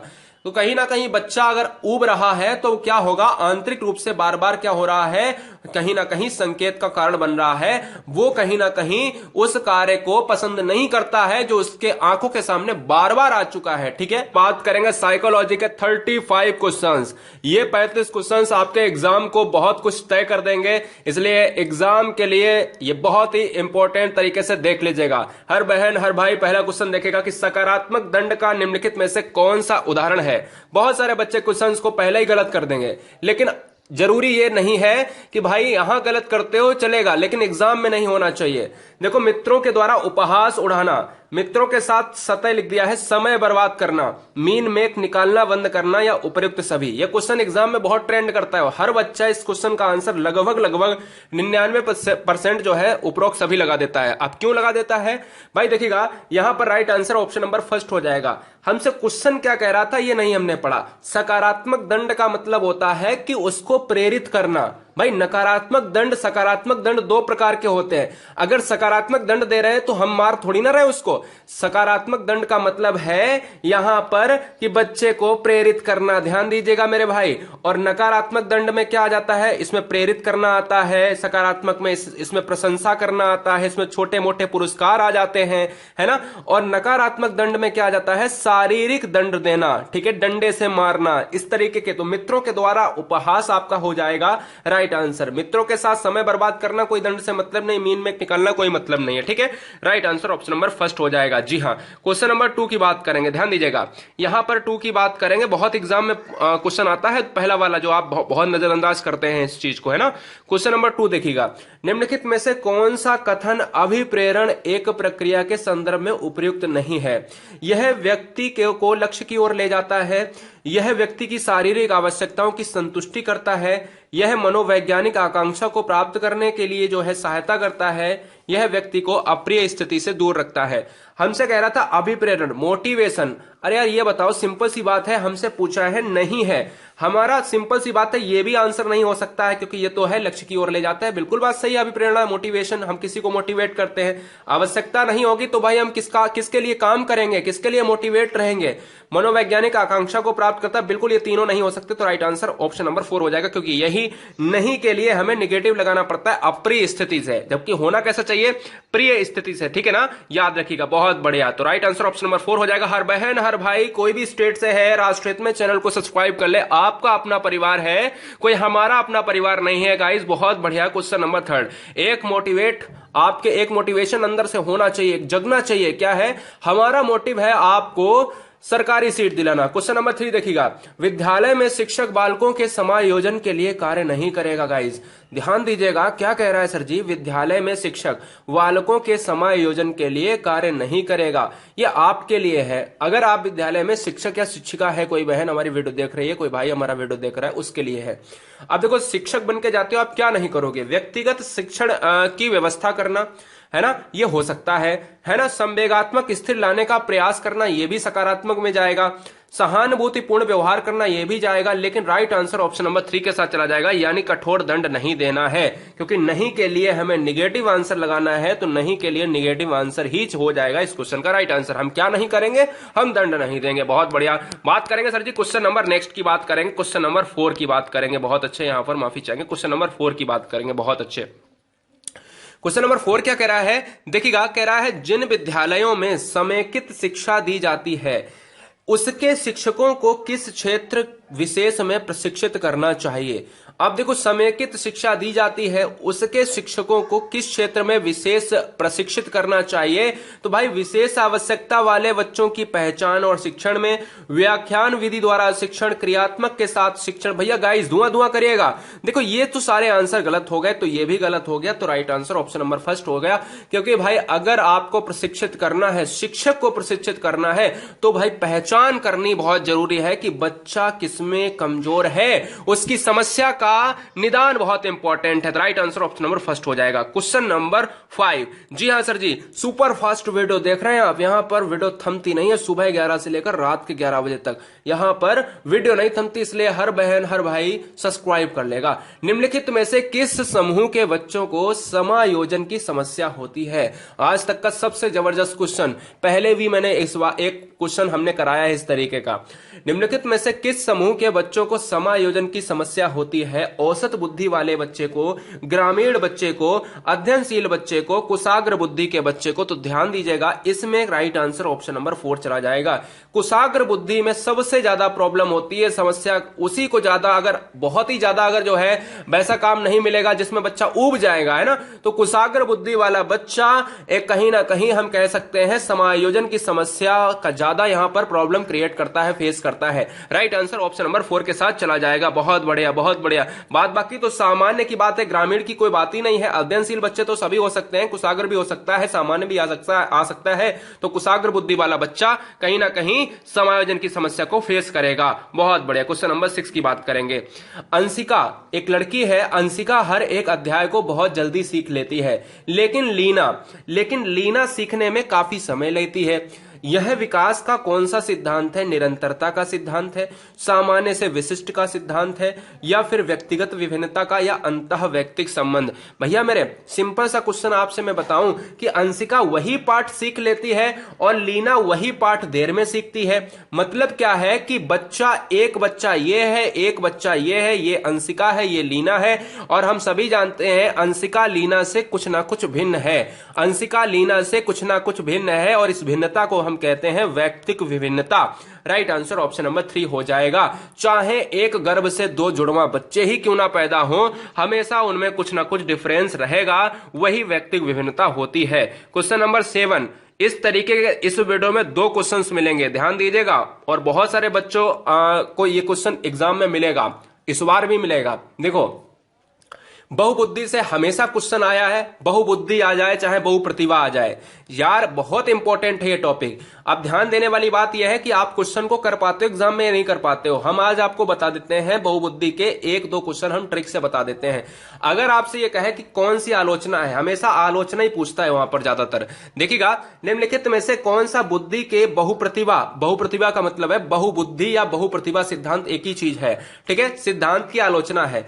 बुद्धि के विभिन्न कारक केवल संपूर्ण बुद्धि की विभिन्न प्रतिभाएं हैं।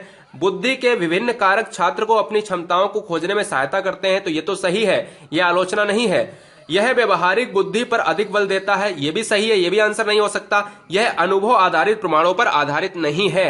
अब हम आपको बताते हैं कि बच्चों का आंसर आ रहा है ऑप्शन नंबर 4 आ रहा है। तो ध्यान दीजिएगा, ऑप्शन नंबर 4 तो बिल्कुल सही है, लेकिन right answer option number first चला जाएगा, क्योंकि एक कंडीशन की बात कर रहा है सर जी, केवल यही तो आपका आलोचना है। बुद्धि के विभिन्न कारक केवल संपूर्ण बुद्धि की विभिन्न प्रतिभाएं, ऐसा कुछ नहीं है। बात थी हावर्ड गार्डनर की, तो एक सिद्धांत आया था बुद्धि का बहुबुद्धि सिद्धांत, और बुद्धि का क्या आया था? बहुप्रतिभा सिद्धांत। किसने दिया? हावर्ड गार्डनर ने, जिन्होंने कहा क्या अनुभव आधारित प्रमाणों पर आधारित नहीं है। ये तो बात सही थी, लेकिन ये जरूरी नहीं है कि केवल संपूर्ण बुद्धि की विभिन्न प्रतिभाएं हैं, ऐसा उन्होंने नहीं कहा था। एक और क्वेश्चन हम कराएंगे, उसमें आपको बहुत क्लियर हो जाएगा। क्वेश्चन नंबर 8 की बात करेंगे।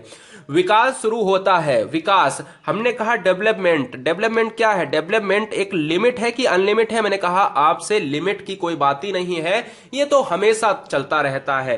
राइट आंसर प्रसव पूर्व अवस्था के दौरान से स्टार्ट हो जाता है, बालक पेट में स्टार्ट होता है विकास, ठीक है। बालक यानी बच्चा जब पेट में होता है तभी हो जाता है स्टार्ट उसका विकास, ठीक है। और बाहर यानी अगर पृथ्वी की बात करें तो पृथ्वी में आप जब विकास की बात करते हो तो एनवायरमेंट और साथ में मिल जाता है, एनवायरमेंट और साथ में मिलता है तो और गति से विकास स्टार्ट होता है। तो right answer option number first हो जाएगा। सबसे ज्यादा पूछे कौन सी अवस्था में होता है, तो वो शैशवावस्था में होता है।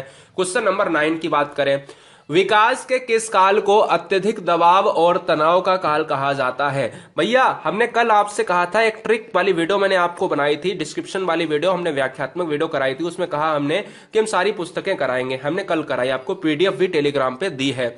अब सर जी हमने आपसे कहा कि एडोलसेंस एक पुस्तक थी, उसमें कहा गया था कि किसने लिखा था, तो वो लिखा था आपका, किसने लिखा था? स्टेनले हॉल ने। तो ये भैया किशोरावस्था की बात करी थी, कहा था स्टेनले हॉल साहब ने कि किशोरावस्था बड़े ही तनाव और तूफान की अवस्था है, इसीलिए अत्यधिक दबाव और तनाव का काल किशोरावस्था को कहा जाता है। बच्चा बड़ा ही यहाँ पर बहुत ही ज्यादा डिप्रेशन का शिकार भी रहता है और अपनी नौकरी और अपने कैरियर के बारे में बड़ा ही संवेदनशील और चिंताजनक की स्थिति में रहता है। ठीक है, एज की बात करें तो दोस्तों यहाँ पर 12 से 18 साल की बात होती है।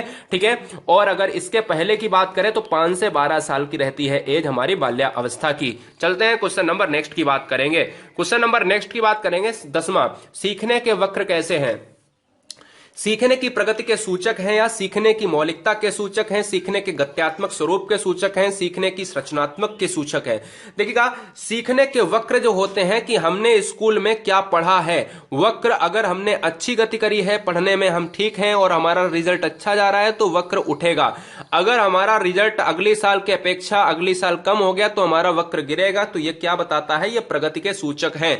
ठीक है, जैसी जैसी हमारी प्रगति होगी उठता जाएगा, घटेगा और यहां पर नीचे आता जाएगा। ठीक है, तो ये प्रगति के सूचक होते हैं, या तो उठेगा या तो फाइव गिरेगा। ठीक है, बहुत बढ़िया, right answer option number first हो जाएगा। क्वेश्चन नंबर 11 की बात करेंगे। अब देखिएगा, यहां पर बात कर रहा है सर जी विकास के बारे में कौन सा संभव नहीं है। आपके दिमाग को चेक करेगा कि आपका दिमाग इस क्वेश्चन के लिए क्या कहता है, कितना आपके अंदर टैलेंट है। सुनेगा भैया, हर बहन हर भाई इस वीडियो को अच्छी तरीके से क्वेश्चन नंबर 11 को करें। विकास के बारे में निम्नलिखित में से कौन सा कथन संभव है? संभव नहीं है, कथन संभव नहीं है, कथन नहीं संभव है या कथन संभव नहीं है। अब देखो यहां पर नकारात्मक लगाना है आपको, इसमें 2 ऑप्शन नकारात्मक मिल सकते हैं। जैसे विकासात्मक परिवर्तन एक सीधी रेखा में आगे बढ़ जाते हैं, बिल्कुल सही बात है, ये तो हम नहीं, यहां पर संभव की बात करी। एक और बात याद रखना, हमसे ये नहीं कहा नहीं होता है या नहीं हो सकता है या संभव है, कुछ कुछ हो सकता है, संभव है ना। अब देखिएगा, विकास जन्म से किशोरावस्था तक आगे की ओर बढ़ता है और फिर पीछे की ओर। विकास भिन्न व्यक्तियों में भिन्न गति से होता है, सही बात है, ये तो आंसर हो नहीं सकता। विकास जन्म से किशोरावस्था तक बहुत तीव्र गति से होता है, उसके बाद में धीमा हो जाता है, ये भी नहीं हो सकता। तो बिल्कुल बात सही है, शैशवावस्था में और तेज होता है, किशोरावस्था तक यहां पर थोड़ा थोड़ा ज्यादा होता रहता है, बाद में धीमा हो जाता है। बिल्कुल बात सही है ना। तो कहीं ना कहीं राइट आंसर ऑप्शन नंबर 2 हो जाएगा, क्योंकि विकास जन्म से किशोरावस्था तक आगे की ओर बढ़ता है। ऐसा कहीं आपने सुना है किताब में? क्या वो आगे की तरफ बढ़ेगा फिर वो जो है पीछे की तरफ बढ़ जाएगा? ऐसा कहीं होता है? नहीं होता। इसलिए राइट आंसर ऑप्शन नंबर 2 के साथ चला जाएगा, यही संभव नहीं है। बहुत बढ़िया। क्वेश्चन नंबर यहां पर 12वां बहुत इंपॉर्टेंट है, कहता है मध्य बचपन की अवधि क्या है? ध्यान दीजिएगा सर जी, मध्य बचपन की आपसे पूछ रहा है अवधि, मध्य बचपन की साहब अवधि आपसे पूछ रहा है। जन्म से 2 वर्ष, उड़ाइए इस क्वेश्चन को, जन्म से 2 वर्ष की बात करते हैं सर जी, तो आप कहते हो ना सर जी ये शैशवावस्था में शैशव काल आ जाएगा। शैशवावस्था की एज की बात करें 0 to 5 होती है, 5 to 12 की बात करें तो ये बाल्यावस्था होती है, और 12 से 18 की बात करें तो किशोरावस्था होती है।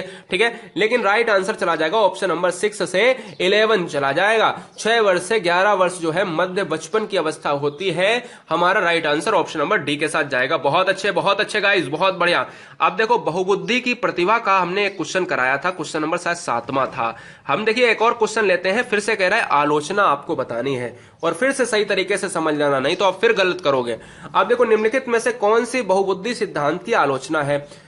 अब कह रहा है देखो बहुबुद्धि सिद्धांत हमने बताया किसने दिया है? हार्वर्ड गार्डनर ने दिया है, हार्वर्ड गार्डनर ने दिया है। बहुबुद्धि शिक्षार्थियों को अपने रुझान को खोजने में मदद उपलब्ध कराती हैं, ये सही है, बिल्कुल सही है, ये नहीं आंसर हो सकता, ये आलोचना नहीं है। यह व्यवहारिक बुद्धि पर आवश्यकता से अधिक बल देती हैं, ये भी आपका नहीं हो सकता है। यहां पर आलोचना की बात करिए, और आलोचना में हमने ऐसे वर्ड आपको बताए थे जिसमें केवल वर्ड आता है, जिसमें केवल वर्ड आता है।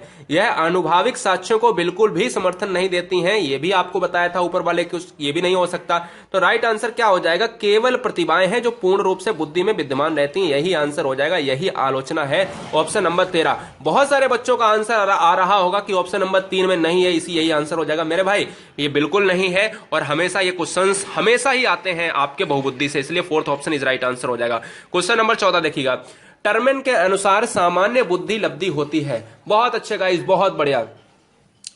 तो बात करेंगे साहब यहां पर क्वेश्चन नंबर 14 की बात करेंगे। टर्मेन के अनुसार सामान्य बुद्धि लब्धि है। हमने कही कि प्रतिभाशाली की बच्चे की बुद्धि लब्धि टर्मेन के अनुसार कितनी है, 140 प्लस होगी।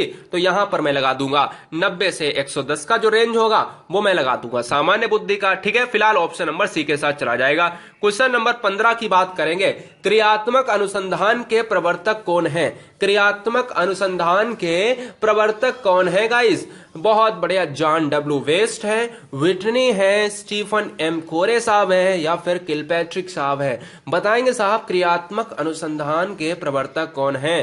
तो भैया मेरे जॉन डब्ल्यू वेस्ट तो होंगे नहीं। राइट आंसर ऑप्शन नंबर 3 के साथ चला जाएगा। स्टीफन एम कोरे साहब क्रियात्मक अनुसंधान के प्रवर्तक हो जाएंगे। बहुत अच्छी तरीके से इस क्वेश्चन को नोट डाउन करना है और स्क्रीनशॉट भी लेना है इस वीडियो का स्क्रीनशॉट भी लेना है। जी हाँ, स्क्रीनशॉट फटाफट लीजिएगा और फटाफट चलते हैं आगे के क्वेश्चंस पर। गुरुजी वर्ल्ड एग्जाम स्टडी में नेक्स्ट क्वेश्चन आपका ये रहा क्वेश्चन नंबर 16।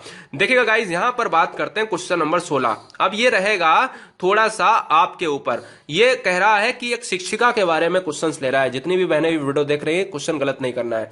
देखिएगा, शिक्षार्थियों यानी अधिगमकर्ता की बात होती है शिक्षार्थी की व्यक्तिक विभिन्नताओं के संदर्भ में शिक्षिका को चाहिए। व्यक्तिक विभिन्नता का मतलब क्या होता है? बच्चों की अलग अलग यहां पर जो अपने समाज से आए हुए हैं उनका अलग जो दिमाग होगा, है ना, उनका एक दूसरे से भिन्न कितने हैं, वो ऐसा समझो देसी भाषा में कि एक बच्चा दूसरे से कितना भिन्न है, वही व्यक्तिक विभिन्नता है। ठीक है, अब शिक्षिका को चाहिए, क्या चाहिए? विविध प्रकार की अधिगम परिस्थितियों को उपलब्ध कराना, निगमनात्मक पद्धति के आधार पर समस्याओं का समाधान करना, कलन विधि का अधिकतर प्रयोग करना, बात करने के लिए शिक्षार्थियों को तथ्य उपलब्ध कराना। ये कोई इंपॉर्टेंट नहीं है और ये भी इंपॉर्टेंट नहीं है। अधिकतर का वर्ड निगेटिव होता है, यानी एल्गोरिदम की बात कर रहा है। अब देखो, निगमनात्मक की बात कर रहा है, यहां पर कह रहा है sir ji rule to example. तो यार सबसे best answer option number first नहीं है। हम अगर किसी परिस्थिति को हम अधिगम के स्वरूप में उपलब्ध करा देते हैं, बच्चों को करके सीखने पर यहां पर बल देते हैं, तो बच्चा जल्दी सीखेगा यार, सिंपल सी बात है। तो विविध प्रकार के अधिगम को हम उपलब्ध कराएंगे, ऑप्शन नंबर फर्स्ट में राइट आंसर चला जाएगा। बहुत बढ़िया। क्वेश्चन नंबर नेक्स्ट की बात करेंगे। क्वेश्चन नंबर नेक्स्ट है 17वां। कह रहा है सर जी 20वीं शताब्दी को बालक की शताब्दी किसने कहा है? 20वीं शताब्दी को बालक की शताब्दी कहा जाता है। यह परिभाषा किसने दी है मेरे भाई? मुर्रे ने दी है, एडलर साहब ने दी है, क्रो एंड क्रो ने दी है, या फिर जेबी वॉटसन ने दी है? तो सिंपल सी बात है, क्रो एंड क्रो का राइट आंसर हो जाएगा। बहुत बढ़िया गाइस, धुआं कर दिया आपने। लेकिन ये क्वेश्चन कुछ बच्चों ने गलत दिया है और ये क्वेश्चन बहुत टॉप ट्रेंडिंग क्वेश्चन है, बहुत ही बेहतरीन। कहा है 20वीं शताब्दी का बालक, जो कहा है किसने? क्रो एंड क्रो ने। एक और परिभाषा आती है, यह किसने कहा है कि अधिगम आदत, अभिवृत्ति और ज्ञान का ही अर्जन करना अधिगम है। सुनिएगा ध्यान से, आदत, अभिवृत्ति और ज्ञान का अर्जन करना ही जो है क्या है? अधिगम है। तो याद रखना, ये भी क्रो एंड क्रो ने कहा है और 20वीं शताब्दी का बालक की शताब्दी भी क्रो एंड क्रो ने कहा है। Right answer option number 3। जेबी वॉटसन कहे जाते हैं व्यवहारवाद के जनक, बिहेवियरिज्म पुस्तक भी इन्होंने लिखी है। ठीक है, राइट आंसर ऑप्शन नंबर 3 के साथ चला जाएगा। क्वेश्चन नंबर 18 की बात करेंगे। अच्छी स्मृति की विशेषताएं हैं गाइस, बहुत बढ़िया, फोड़ दीजिएगा क्वेश्चन। अच्छी स्मृति का मतलब होता है कि चीजें आपको याद रहना, और इसमें अगर वी लगा देते हैं, विस्मृति का मतलब होता है जो चीजें आप भूल जाते हो। तो स्मृति में शीघ्र पुनः स्मरण, जो आपने पहले याद करके रखा है उसको आप स्मरण कर पाते हैं या नहीं कर पाते हैं? बिल्कुल कर पाते हैं। शीघ्र पहचान, आपने देखा था कि मुझे मिला था मेले में मोनू, और मुझे यह लड़का पता है कि अगर 1 साल बाद मिलेगा तो मैं पहचान लूंगा कि ये मोनू ही होगा। बिल्कुल अच्छी धारणा आपके दिमाग में बस जाएगी कि हमने रूल्स पढ़ा है, ये है ना। तो इसलिए ऑप्शन नंबर 4 के साथ चला जाएगा। बहुत बढ़िया। क्वेश्चन नंबर 19 की बात करेंगे गाइस। मंद अधिगम करता, बहुत बढ़िया, फोड़िए क्वेश्चन, हर बहन हर भाई इस क्वेश्चन को फोड़िएगा। मंद अधिगम करता जिनकी शैक्षिक उपलब्धि सामान्य योग्यता से कम रह जाती है, कहे जाते हैं। कह रहा शैक्षिक उपलब्धि कम हो जाती है। 4 का बच्चा है, कक्षा 4 का बच्चा है और वो कक्षा 3 का काम नहीं कर पा रहा है और प्रमोट होके 4 में पहुंच गया है, तो मैं कह दूंगा कि वो पिछड़ा बच्चा है, मंद अधिगम करता है, शैक्षिक उपलब्धि बहुत डाउन है। कारण क्या है? व्यक्तिगत विभिन्नता भी कारण हो सकता है, शिक्षण पद्धतियां भी कारण हो सकती हैं और उसका एनवायरमेंट भी कारण हो सकता है। Right answer option number first हो जाएगा।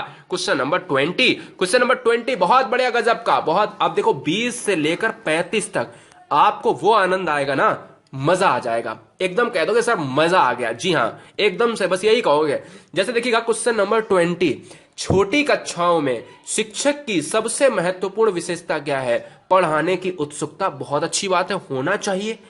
धैर्य व दृढ़ता, ये भी होना चाहिए। शिक्षा विधियों का ज्ञान, ये भी होना चाहिए। मानक भाषा का प्रयोग, बताओ चारों ऑप्शन सही लग रहे हैं, मतलब बच्चे को मानक भाषा में पढ़ाना चाहिए, बिल्कुल बात है। हो सकता है थोड़ा सा निगेटिव है लेकिन ले सकते हैं। लेकिन हम से कह रहे हैं सबसे महत्वपूर्ण क्या है, तो सबसे महत्वपूर्ण धैर्य एवं दृढ़ता।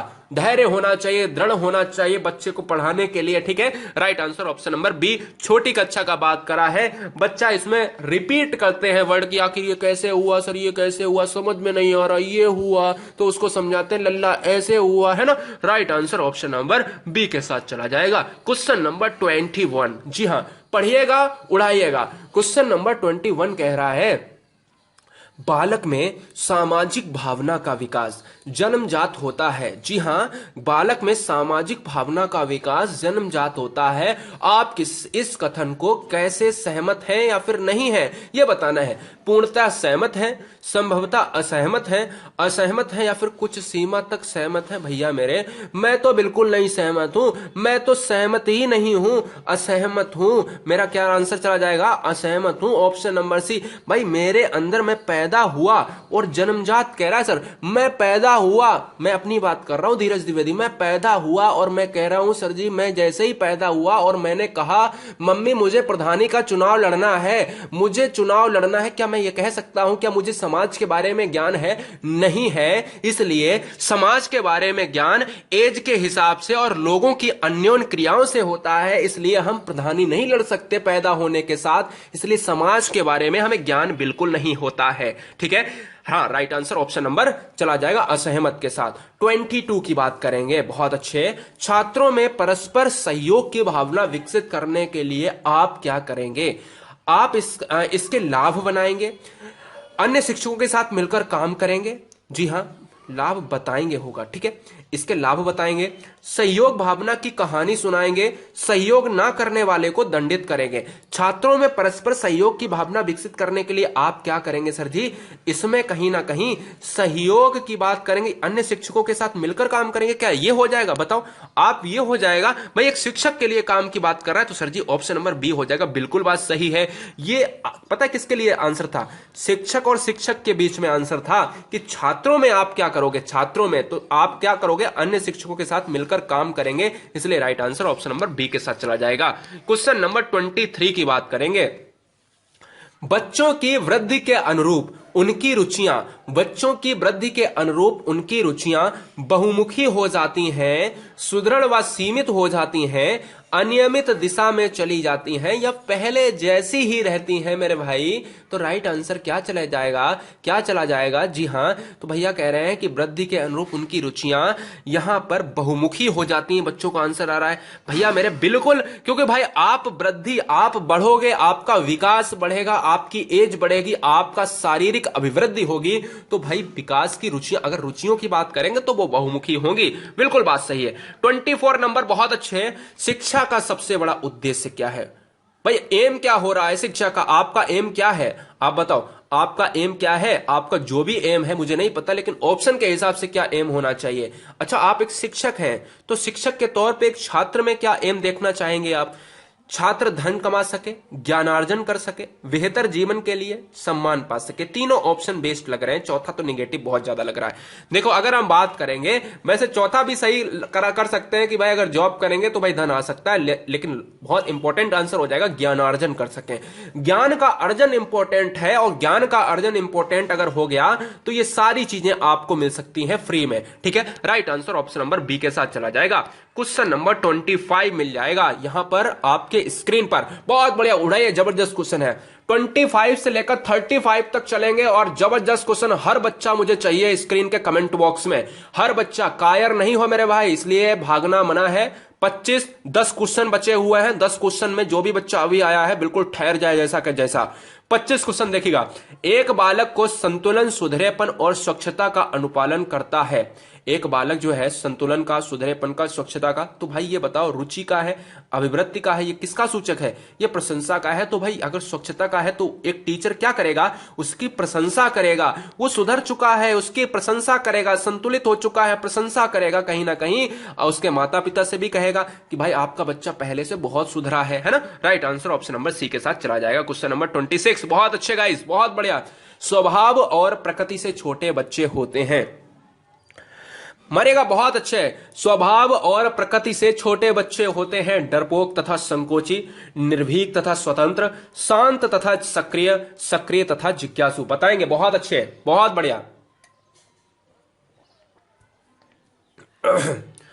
स्वभाव और प्रकृति से छोटे बच्चे कैसे होते हैं? शांत तथा सक्रिय बच्चे। मारे मेरे भाई, सक्रिय तथा जिज्ञासु नहीं हो पाएंगे क्या? पता, option number D is right answer. सबसे बेस्ट तो यही है। देखो, जिज्ञासु होना बहुत इंपॉर्टेंट है। बच्चे कहते हैं सर, अरे सर बच्चे ये कहते हैं स्टार्टिंग में स्वभाव से छोटे बच्चे कैसे होते हैं कि मुझे चांद चाहिए, मुझे चंदा मामा चाहिए तो चाहिए, है ना, मुझे कैसे भी दो मैं तो लूंगा। तो भाई जिज्ञासु होते हैं। भाई क्या करते हैं? पूछते हैं कि ये पापा ये चंदा मामा ये रात में ही क्यों निकलता है? बोले कि रात में ही निकलता है। सूरज दिन में ही क्यों निकलता है? तो भाई जिज्ञासु होते हैं। एक क्वेश्चन आपका खत्म हुआ, दूसरा फिर से आपका क्या हो जाएगा? रिपीट हो जाएगा वहीं से। तो भाई बच्चे जो हैं वो कहीं ना कहीं जिज्ञासु होते हैं स्टार्टिंग से ही, और स्टार्टिंग से जिज्ञासु होना बहुत ही जरूरी है स्वभाव से। ठीक है, बहुत अच्छे। क्वेश्चन नंबर 27 की बात करेंगे कि छात्र उस शिक्षक को पसंद करता है जो, छात्र उस शिक्षक को पसंद करता है जो समस्याएं सुनता है, नाराज नहीं होता है, समय का पाबंद है या फिर सुंदर है। तो भाई छात्र किसको पसंद करेगा? समस्याएं को सुनना इंपॉर्टेंट है। अगर समस्याएं ही उसकी प्रॉब्लम कर रही हैं और समस्याओं का निदान नहीं हो पा रहा है तो भाई वो कैसा शिक्षक हो जाएगा? तो भाई राइट आंसर किसके साथ चला जाएगा? ऑप्शन नंबर ए के साथ चला जाएगा। ऑप्शन नंबर ए के साथ चला जाएगा, या नाराज नहीं होता है? देखिएगा, right answer option number A के साथ चला जाएगा। समस्याओं को सुनना बहुत इंपॉर्टेंट है। तो ठोको लाइक भैया, बहुत जल्दी, बेहतरीन। सभी बंदे एक बार में साथ में लाइक कर देंगे। जी हां, क्वेश्चन नंबर 28, प्रौढ़ शिक्षा के लिए आयु वर्ग है। मैंने स्टार्टिंग में आपसे कहा था कि 0 to 5 की बात करते हैं तो शैशवावस्था की बात होती है, 5 to 12 की बात करते हैं किशोरा बाल्यावस्था की बात होती है, और 12 to यहां पर 18 की बात करते हैं तो कहीं ना कहीं 18 की बात करते हैं तो कहीं ना कहीं किशोरावस्था, और 18 से 60 की बात करते हैं तो प्रौढ़ावस्था। लेकिन प्रौढ़ शिक्षा की बात करिए, प्रौढ़ावस्था की बात नहीं करिए। प्रौढ़ शिक्षा, प्रौढ़ अवस्था, दोनों में फर्क है मेरे भाई। तो इसलिए राइट आंसर यहां पर शिक्षा के लिए चला जाएगा। एक लिमिट समय तक की शिक्षा की बात कर रहे हैं सर जी, 15 से 35 वर्ष। यह क्वेश्चन सी टेट एग्जाम से लेकर अन्य टेट एग्जाम्स में हमेशा ट्रेंड करता है, इसलिए परेशान मत होना। 15 से 35 वर्ष आपको लगाना है जब भी क्वेश्चन में शिक्षा का जिक्र हो। ठीक है, जिक्र हो शिक्षा का तो आपको डी ऑप्शन लगाना है। क्वेश्चन नंबर 29, समाज की उन्नति का मूल क्या है? समाज की उन्नति का मूल क्या है? बाल बालिका शिक्षा एक समान हो, बालिका शिक्षा को कम महत्व मिले, या फिर बालिका शिक्षा अलग विद्यालय में हो, केवल महिला अध्यापक हो। अब समाज की उन्नति का मूल उद्देश्य यही होना चाहिए कि हम कहीं ना कहीं किसी भी डिफरेंस क्वालिटी की बात ना करें, यानी हम किसी में भेदभाव ना करें, चाहे वो धर्म, जाति या जो है भाषाई क्षेत्र पर ही क्यों ना हो। लेकिन समाज की उन्नति का एक मूल अगर शिक्षा के तौर पर यह देखा गया है कि यह समाज ये कहता है कि बालक और बालिका एक समान हो और समान शिक्षा के अवसर प्राप्त हो। ऑप्शन नंबर ए इस राइट आंसर हो जाएगा। क्वेश्चन नंबर 30 की बात करेंगे, छोटे बच्चे की ज्ञानेंद्रियों को क्रियाशील व सक्षम बनाने हेतु, छोटे बच्चे यानी जिज्ञासु होते हैं, हमेशा याद रखना, उनकी ज्ञानेंद्रियों यानी वो ज्ञानेंद्रियों पर काम करते हैं। 5 ज्ञानेंद्रियों की बात हुई हमारे यहाँ। ठीक है जी, हाँ जी, नाक, कान, त्वचा, आंख, और क्या है एक और बताएंगे, फटाफट बताएंगे कमेंट बॉक्स में। अब देखिएगा, छोटे बच्चे की ज्ञानेंद्रियों को क्रियाशील व सक्षम बनाने हेतु उनके समक्ष सामग्री रखकर निरीक्षण करवाएंगे, वस्तु उठाने रखने का काम सौंपेंगे, उनको क्रियाशील रखेंगे या कक्षा कक्ष में शांत बैठने के लिए कहेंगे। ये निगेटिव आंसर है। शांत बच्चों को बैठना एक निगेटिव आंसर की बात करता है, और अगर हम बात करें उनको क्रियाशील रखेंगे तो ये तो आंसर हो सकता है, इसलिए ऑप्शन नंबर सी की बात करेंगे। यानी बहुत अच्छे, अगर बच्चों से काम कुछ करवाया जाए तो बच्चे में कॉन्फिडेंस डेवलप होता है, और क्रियाशील रखेंगे तो बच्चा कहेगा कि सर कहीं ना कहीं हमें आगे ला रहे हैं, और बच्चे की जो है झिझक भी छूटेगी। तो right answer option number C के साथ चला जाएगा। बहुत बढ़िया। क्वेश्चन नंबर 31 उठाइए, क्वेश्चन नंबर 31 और धुआं धुआं करिएगा। कक्षा में श्रेष्ठ अनुशासन की कसौटी है। तो भैया ठोक दो लाइक, एकदम से ठोक दो। हाँ जी, ठोक दो बिल्कुल लाइक। हमें कुछ नहीं पता, मुझे कुछ नहीं पता। क्या नहीं पता? चैनल का जो बटन है ना सब्सक्राइब वाला, वो दबना चाहिए। जितना तुमको भूख प्यास लगी हो उस पे उतारो, वो दबना चाहिए। मुझे नहीं पता, सब्सक्राइब का बटन दब जाना चाहिए। जी हाँ, नए बच्चे जितने भी हैं। कक्षा में श्रेष्ठ अनुशासन की कसौटी है शांति में आवेष्टित शिक्षा। जी हाँ, कक्षा में शांतिपूर्ण शिक्षण प्रक्रिया, कक्षा में अपेक्षित जो है सहभागिता, या फिर शिक्षक छात्रों का आक्रामक व्यवहार। अब यार आक्रामक व्यवहार तो नहीं हम ले सकते ना। अब देखो, कक्षा कक्ष में जो है श्रेष्ठ अनुशासन की कसौटी ये है कि भाई अगर कहीं ना कहीं एक शिक्षक ये तय कर ले कि बच्चे में हम कैसे खेल विधि में, या बच्चे को किस तरीके से बिना दंड दिए हुए हम कक्षा में शांतिपूर्ण शिक्षा हम दे रहे हैं, तो वो कहीं ना कहीं अनुशासन की कसौटी कहीं ना कहीं बहुत ही ज्यादा एकदम से खरी उतरेगी, बहुत खरा मानक होगा। 32 की बात करेंगे। अनौपचारिक शिक्षा की व्यवस्था की गई है। अनौपचारिक शिक्षा, अगर मैं आपसे क्वेश्चन पूछूं कि आपके बाबा क्या, यानी इस समय अगर आपके बाबा हैं या नाना है या फिर कोई बुजुर्ग है, तो क्या उसका विकास नहीं हो रहा होगा? बिल्कुल हो रहा होगा, मरते दम तक होगा। लेकिन क्या वो शिक्षा ले रहे होंगे? अगर मैं आपसे पूछ दूं हाँ या ना, तो बिल्कुल ले रहे होंगे, हाँ होगा उसका आंसर। लेकिन क्या मैं आपसे पूछ दूं, क्या मैं विद्यालय की शिक्षा ले रहे होंगे आपके बुजुर्ग, या घर की शिक्षा ले रहे होंगे, या समाज की? तो वो कहेंगे कि विद्यालय की शिक्षा को छोड़ के और सभी शिक्षा ले रहे हैं। तो बस याद रखना है, औपचारिक शिक्षा में क्या होता है, विद्यालय की शिक्षा होती है, एक नियत समय होता है, नियत स्थान होता है, ठीक है ना। और अनौपचारिक में कोई भी नियम नहीं है, कोई रूल्स नहीं है कि आपको इतने बजे आना है, इतने बजे लेनी है, कोई समय नहीं निर्धारण होता है। तो अनौपचारिक में कोई सीमा नहीं होती है, कोई स्थान नहीं होता है, आप कभी भी ले सकते हो, कोई भी आयु में ले सकते हो। फर्क समझ गए? दो तरीके की होती हैं शिक्षाएं, औपचारिक और अनौपचारिक। औपचारिक वो शिक्षा होती है जो स्कूल की शिक्षा लेता है एक बच्चा, यानी एक समय के अंदर के साथ साथ स्थान के अंदर। यानी भाई स्कूल होता है 7 से 12 का, तो 7 से 12 के अंदर एक नियत समय होता है, और कहा इस जगह पर जाना है शिक्षा के लिए, तो वहीं आपके टीचर आएंगे। तो भैया वो क्या होता है, एक नियत स्थान भी होता है। और अनौपचारिक में ऐसा कुछ नहीं होता है, कभी भी ले सकता है। क्वेश्चन नंबर 33, छात्रों में सामाजिक चेतना विकसित की जा सकती है अध्यापक के भाषण से, उनके साथ विचार विमर्श करने से, पसंदीदा पुस्तक पढ़ाने से, समाचार पत्रिका पढ़ने से। तो ध्यान दीजिएगा, सामाजिक चेतना, सोशल की बात कर रहा है सर जी, तो सोशल हमारा है जुड़ा हुआ सामाजिक पत्रिका पढ़ाने से। तो राइट आंसर ऑप्शन नंबर 4 के साथ चला जाएगा, डी। बहुत अच्छे गाइस, बहुत बेहतरीन। क्वेश्चन नंबर 34, लंबे और कठिन शब्दों का उच्चारण करवाने के लिए आप क्या करेंगे? आप एक शिक्षक हैं या शिक्षिका हैं, दोनों के लिए बेहतरीन रहेगा। बताओ क्या करेंगे भैया? लंबे और कठिन शब्दों का उच्चारण आपको करवाना है। आपको 10 सेकंड मिलते हैं, जल्दी से फटाफट आंसर करिए। बहुत बढ़िया, बेहतरीन, बहुत बढ़िया, ठोक दो लाइक एकदम से, बहुत अच्छे। तो गाइस अगर हम बात करेंगे लंबे और कठिन शब्दों में, तो ए और बी दोनों हो जाएंगे। ऐसे शब्द बार बार बुलवाने की कोशिश करेंगे, शब्दों को खंड में बांटकर कोशिश करेंगे, मिलते जुलते उच्चारण वाले शब्द पहले बुलवाएंगे। ऐसा कुछ नहीं होगा, क्योंकि वो बोल ही नहीं सकता है, क्योंकि ऐसे शब्द दो बार बार अगर बुलवाएंगे तभी तो हम चीजों को और उनको जो है दूसरे शब्द जैसे जैसे अगर समान लगे होंगे तो हम कहीं ना कहीं उनका बाद में हम प्रैक्टिस करवाएंगे, है ना। जी हाँ, तो पहले तो हमें खंड में बांटकर सिखाना पड़ेगा। तो ऑप्शन नंबर क्या हो जाएगा? डी हो जाएगा, ए बी दोनों हो जाएगा। क्वेश्चन नंबर 35, बहुत अच्छे। राष्ट्रीय साक्षरता मिशन की देन है, राष्ट्रीय साक्षरता मिशन की देन है, राष्ट्रीय साक्षरता मिशन की देन है मतलब किसकी देन है, बहुत अच्छे बताएंगे। तो देखिएगा, कोठारी कमेटी, राधाकृष्णन आयोग, राष्ट्रीय शिक्षा नीति, मुदालियर आयोग। तो राइट आंसर चला जाएगा भैया राष्ट्रीय शिक्षा नीति, ऑप्शन नंबर सी के साथ चला जाएगा। भाषा में आकलन का प्रयोग मुख्यतः डॉट डॉट के लिए होना चाहिए। इस डॉट डॉट में क्या भरेंगे, ये बहुत ध्यान से कंसंट्रेशन के साथ पेडागोजी को उठाना है एक एक क्वेश्चंस को। अब ध्यान दीजिएगा, पहला ऑप्शन क्या कह रहा है हमारे साथ कि बच्चों का भाषा सौंदर्य परीक्षण बच्चों के भाषा प्रयोग की क्षमता के लिए होना चाहिए, या बच्चों के उच्च ज्ञान का परीक्षण के लिए होना चाहिए, या पाठ्यचर्चा के स्तर ज्ञान के लिए होना चाहिए। अच्छा, मुझे क्या करना है, मुझे भाषा का आकलन करना है। यह आकलन कौन करेगा, माता पिता कर सकते हैं, लेकिन सबसे इंपॉर्टेंट बात तो आएगी कि अगर स्कूल में किया जा रहा है तो वो शिक्षक के द्वारा ही तो किया जाएगा।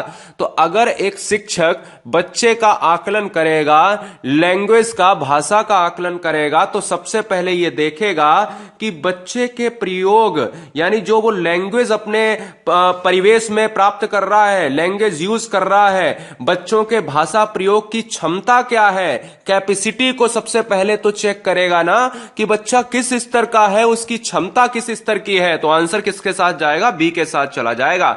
चलेंगे आगे, नेक्स्ट क्वेश्चन लेंगे।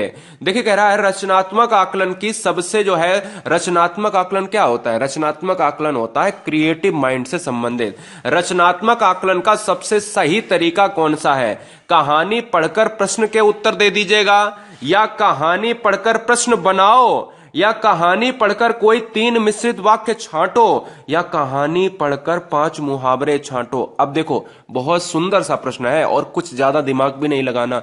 या रचनात्मक आकलन कैसे होता है, बच्चा क्रिएटिव हो, बच्चा कुछ अलग करता हो, मतलब 50 बच्चे बैठे हैं और उसमें से 1-2 बच्चे ऐसे हैं जो कुछ बाकियों से अलग कर रहे हैं।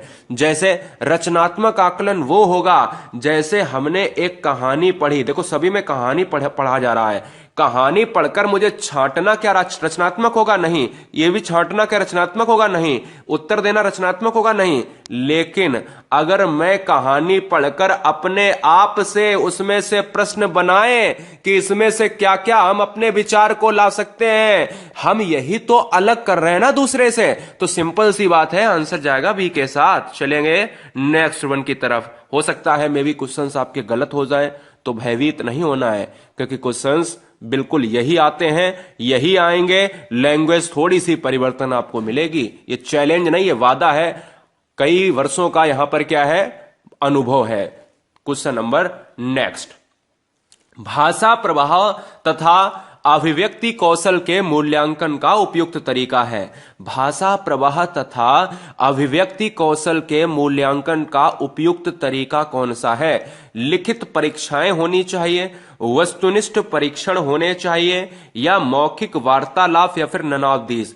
तो मुझे यह बताना, मैं सबसे पहले, मैं एक अध्यापक हूं, अध्यापक का मतलब आप सभी एक अध्यापक हैं, आप अगले जो है साल एक स्कूल में जाते हो पढ़ाने के लिए, और आपको क्या करना है, मूल्यांकन करना है, किसका करना है, भाषा प्रवाह का, अभिव्यक्ति कौशल का। तो आप क्या करेंगे, आप यार ना सबसे पहले अगर भाषा चेक करोगे ना, तो मौखिक वार्तालाप, बच्चे से कुछ पूछोगे, बच्चा कहाँ रहता है, बच्चा को सबसे अच्छा क्या लगता है, क्या वो पढ़ने में रुचि लेता है, कौन सा सब्जेक्ट वो अच्छा यहां पर करता है, किसमें कमजोर है। तो उससे क्या होगा, वो कहीं ना कहीं अगर बच्चे से आप सवाल जवाब करोगे, वो आपकी बात तो सुनेगा और जवाब देगा।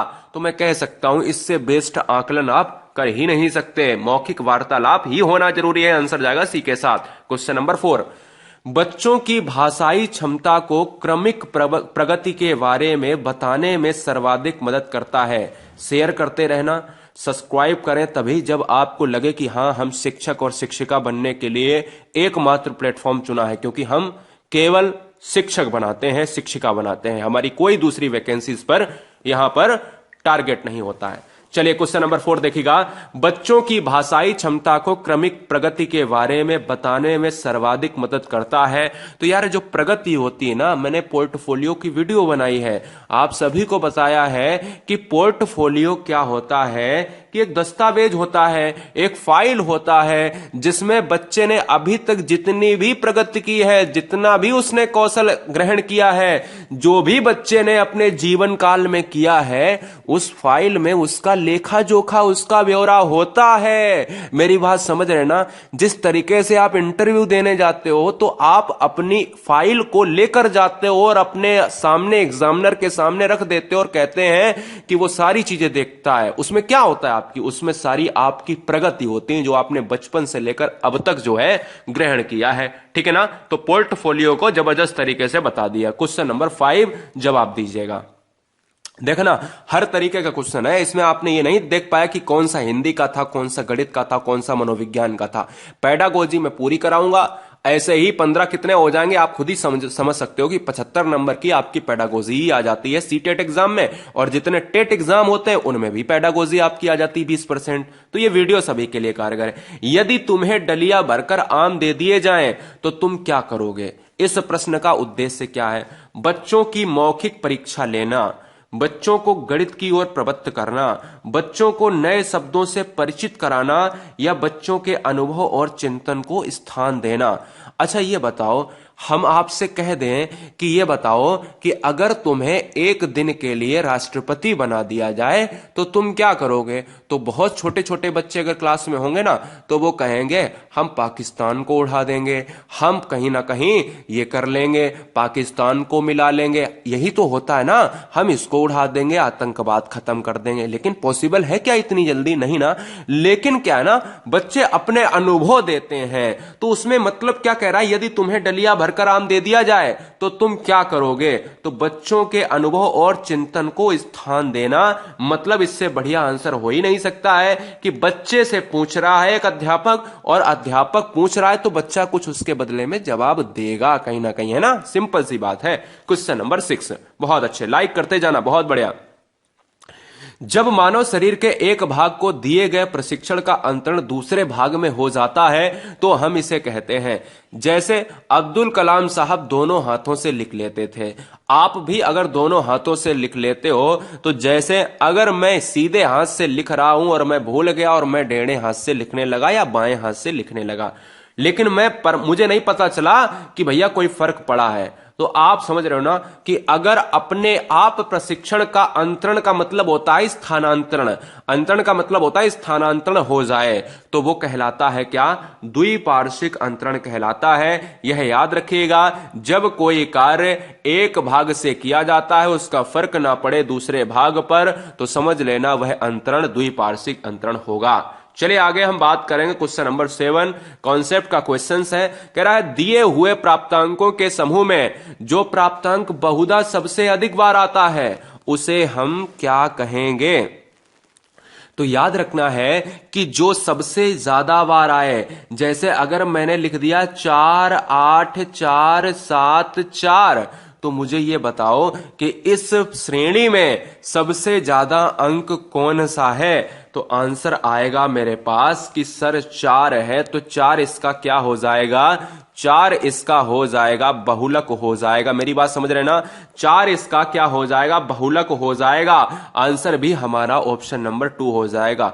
हाँ, पेडागोजी में एक और एग्जांपल मैं समझा देता हूं, ऐसे भी आ जाता है कि 7 4 7 1 7 8 7 लिखकर आ जाए और क्वेश्चन में पूछ दे इसका बहुलक क्या होगा, तो आंसर भी केवल आपको 7 ऑप्शन में देख लेना है, क्योंकि जो चीज ज्यादा बार आए वही बहुलक होता है। बस यही क्वेश्चन में कह रहा है, जो सबसे अधिक बार आए वो बहुलक होगा। चलिए क्वेश्चन नंबर 8 देखिएगा। यदि पूर्व ज्ञान व अनुभव नए प्रकार के सीखने में सहायता करते हैं तो उसे हम कहते हैं, हम कह रहे हैं ये सिंपल सी बात कि पूर्व ज्ञान है मुझे, और पूर्व ज्ञान का मतलब क्या है कि मुझे पूर्व ज्ञान का ये मतलब है कि मेरे को इंग्लिश पहले आती है और मैं अगली कक्षा में गया तो थोड़ा सा टफ इंग्लिश है, लेकिन मुझे रूल तो पता है ना। लेकिन क्या कह रहा है, मुझे सीखने में मदद मिलेगी कि नहीं मिलेगी? बिल्कुल, क्योंकि मैं पहले पढ़ चुका हूं। या मैं ऐसे कह सकता हूं, मैंने पहले साइकिल चलाई है और मैं 10 साल बाद साइकिल को छोड़ दिया और मैं फिर से जो है 10 साल बाद साइकिल उठाई है, तो मैं कह सकता हूं कि कहीं ना कहीं मुझे रिकॉल करते हैं तो मुझे याद है। और अगर वो अनुभव मुझे कामयाब करता है, सहायता करता है, तो वो सकारात्मक प्रशिक्षण स्थानांतरण होता है। और स्थानांतरण को कहते हैं, अंतरण भी कहते हैं, जो आपका एक ही चीज है। ठीक है ना? याद रहे, जब कोई कार्य हमें काम आए, सहायता करता है, तो सकारात्मक होगा। जब सहायता ना करे तो आंसर नकारात्मक हो जाता। तो फिलहाल डी के साथ जाएगा। चलिए आगे की बात करेंगे। सीखी हुई बात को स्मरण रखने या पुनः स्मरण करने की असफलता को हम कहेंगे। सीखी हुई बात को स्मरण रखने या पुनः स्मरण करने की असफलता को हम क्या कहेंगे?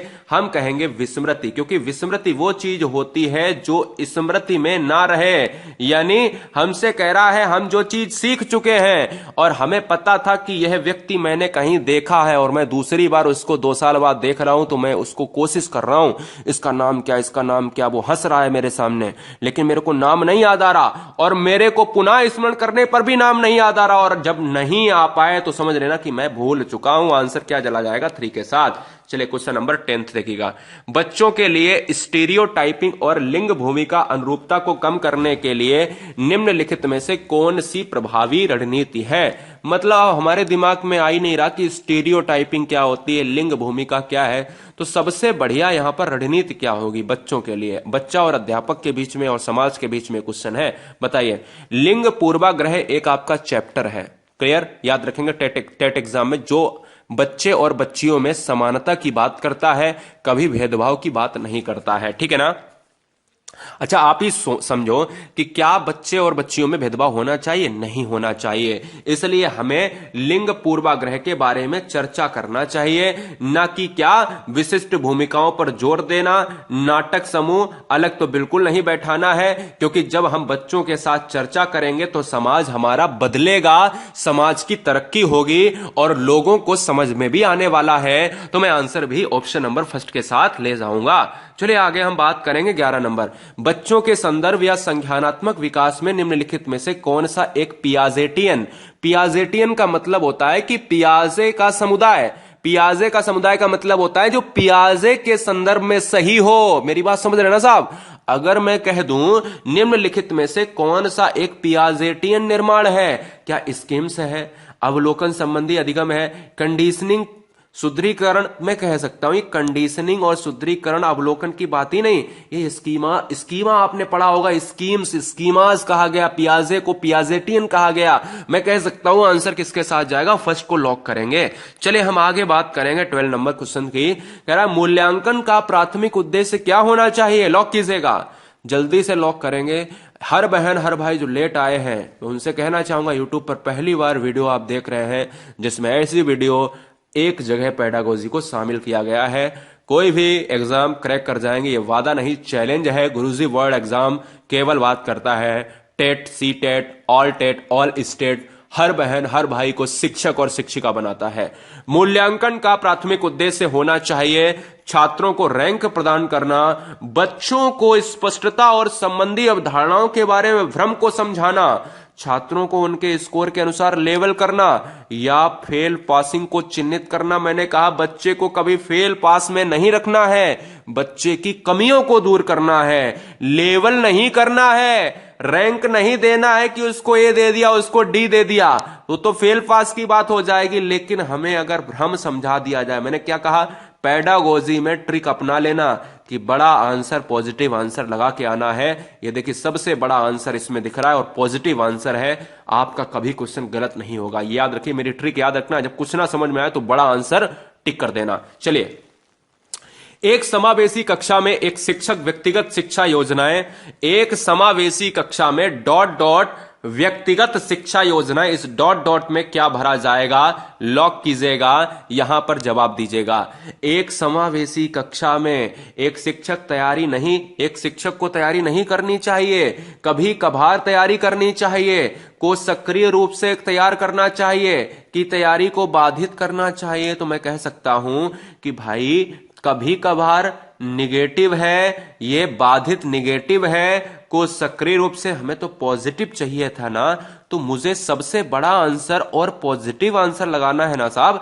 आंसर किसके साथ जाएगा? 3 के साथ चला जाएगा। तो सब्सक्राइब कर लें गुरुजी वर्ड एग्जाम स्टडी, क्योंकि पढ़ाने के साथ, ज्ञान देने के साथ कुछ ट्रिकी मेथड भी यहां पर हम बताते हैं शिक्षक और शिक्षिका बनाने के लिए। डिसलेक्सिया वाले बच्चों को प्राथमिक विशेषता में शामिल हैं। प्राथमिक विशेषता में शामिल है, कौन कौन से ऐसे बच्चे हैं जो डिसलेक्सिया में शामिल हैं? ध्यान घाटे के विकार की बात करें, प्रचलित सोच पढ़ने में प्रभाव, या प्रचलित का मतलब यहां पर विचलित का मतलब हो जाएगा कि भाई जो विचलित, अपने जो है मार्ग से विचलित हो गए।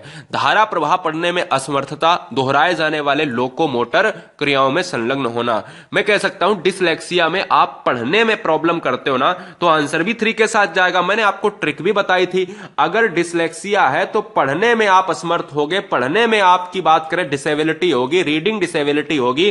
जिस तरीके से मैंने आपको ट्रिक बताई थी कि लक्ष्य को बच्चा, लक्ष्य का रैपर जो है हीरोइन वाला पकड़ा देते हैं, तो वो पढ़ता है क्या? कह रहा है कि महक तो इस जो है लिफाफे में बड़ा अच्छी आ रही है, ठीक है ना, और मैं आपको बताता हूं कि इस बच्चे को ये क्या पढ़ता है, इसको लुक्स पढ़ता है। तो मैंने लक्ष्य ही क्यों लिया? मैंने कहा लक्ष्य में डिसलेक्सिया है, लक्ष्य को बच्चा लुक्स पढ़ेगा तो पढ़ना संबंधी असमर्थता हो गई। ये ट्रिक थी हमारी, हंसते हंसते आप सीख जाओगे सारी चीजें। क्वेश्चन नंबर 15, बाल केंद्रित शिक्षा शास्त्र को बढ़ावा देता है।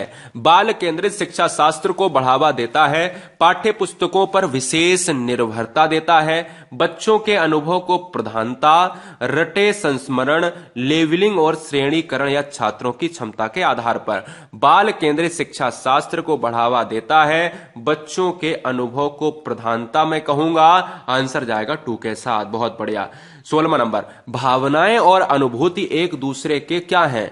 अच्छा, आप समझोगे कि ऐसे क्वेश्चन अगर आ जाएं एक दूसरे के पूरक हैं, अलग हैं, तो आपको पूरक है लगा देना है। भावनाएं और अनुभूति एक दूसरे के पूरक हैं, लेकिन ऑप्शन में तो ये है ही नहीं। अब क्या करोगे? पूरी तरह से अलग लगाना ही नहीं, संबंधित नहीं अलग लगाना ही नहीं, स्वतंत्र नहीं अलग लगाना ही नहीं, तो एक ही बचा हमारे साथ, के साथ अंतर्बुना। अंतर्बुना का मतलब होता है सन्निहित, सन्निहित का मतलब होता है एक दूसरे से मिले हुए, है ना। स्वतंत्र कर देंगे तो भाई एक अलग रास्ते हो जाएगा, एक अपने अलग रास्ते हो जाएगा, तो मतलब क्या हो जाएगा? विपरीत हो जाएगा। तो सिंपल सी बात है, आंसर जाएगा 3 के साथ। क्वेश्चन नंबर 17, बच्चों को अन्वेषण के माध्यम से, देखिए ईवीएस की भी पेडागोजी बीच बीच में है, याद रखना है। और आपको पता नहीं चला कि इसमें गणित की कहां थी, शिक्षा शास्त्र की कहां थी, पूरी पेडागोजी हम लेकर चल रहे हैं। बच्चों को अन्वेषण के माध्यम से ईवीएस सीखने के लिए बहुत जगह मिलती है। यह इंगित करता है कि ईवीएस को रट के माध्यम से सीखा जाता है, ईवीएस को जानकारी के माध्यम से सीखा जाता है, ईवीएस बाल केंद्रित है या शिक्षक केंद्रित है। तो मुझे याद रखना है कि पहले तो हमें ऑप्शन कौन से नहीं हो सकते हैं, पहले ये देखना। रटना क्या है? नेगेटिव है, नहीं हो सकता है। शिक्षक केंद्रित है, नहीं हो सकता है। ईवीएस को जानकारी के माध्यम से सीखा जाता है, ईवीएस बाल केंद्रित होता है। तो जो हमारा C-टेट आंसर लगाता है ना भैया, C-टेट जो आंसर लगाता है वो पता है आपको क्या लगाता है? वो याद रखना है, ईवीएस बाल केंद्रित है। बिल्कुल ये सही होना चाहिए। देखिएगा, जानकारी के माध्यम से सीखा जाता है, इससे भी बेस्ट आंसर क्या होगा यार? बच्चे को सिखाना है ना, बच्चों को अन्वेषित करना है ना। मैं कह सकता हूं कि अगर बाल केंद्रित अगर नहीं होगी तो फिर क्या, कैसे पढ़ाओगे उसको? बच्चे को केंद्र में रख कर ही पढ़ाओगे, तो इससे बेस्ट आंसर नहीं हो सकता फिर कहीं आपका। बहुत बढ़िया। क्वेश्चन नंबर 18, संज्ञान किस बुद्धि के सिद्धांत का हिस्सा है? तो ये बुद्धि से रिलेट करता है, और संज्ञान आप सभी जानते हो कि एक संज्ञानवादी भी रहे, और संज्ञान का सिद्धांत दिया था हमारे मिस्टर पियाजे ने। और यह दोस्तों क्रिस्टलाइज्ड के सिद्धांत से, फ्लूइड तथा क्रिस्टलाइज्ड। ये क्वेश्चन आप स्क्रीनशॉट ले लो, वेरी मोस्ट इंपॉर्टेंट क्वेश्चन है। आंसर चला जाएगा ऑप्शन नंबर 2 के साथ। बहुत जबरदस्त। क्वेश्चन नंबर 19 की बात करेंगे, जवाब दीजिएगा। बच्चों को ज्ञान के सक्रिय साधकों के रूप में देखते हुए निम्नलिखित में से किस सिद्धांतकार ने उनकी सोच व सामाजिक और सांस्कृतिक सामग्री के प्रभाव पर जोर दिया? इतना सिंपल क्वेश्चन आपको कहां मिलेगा? इतना सिंपल क्वेश्चन कहां मिलेगा आप बताओ?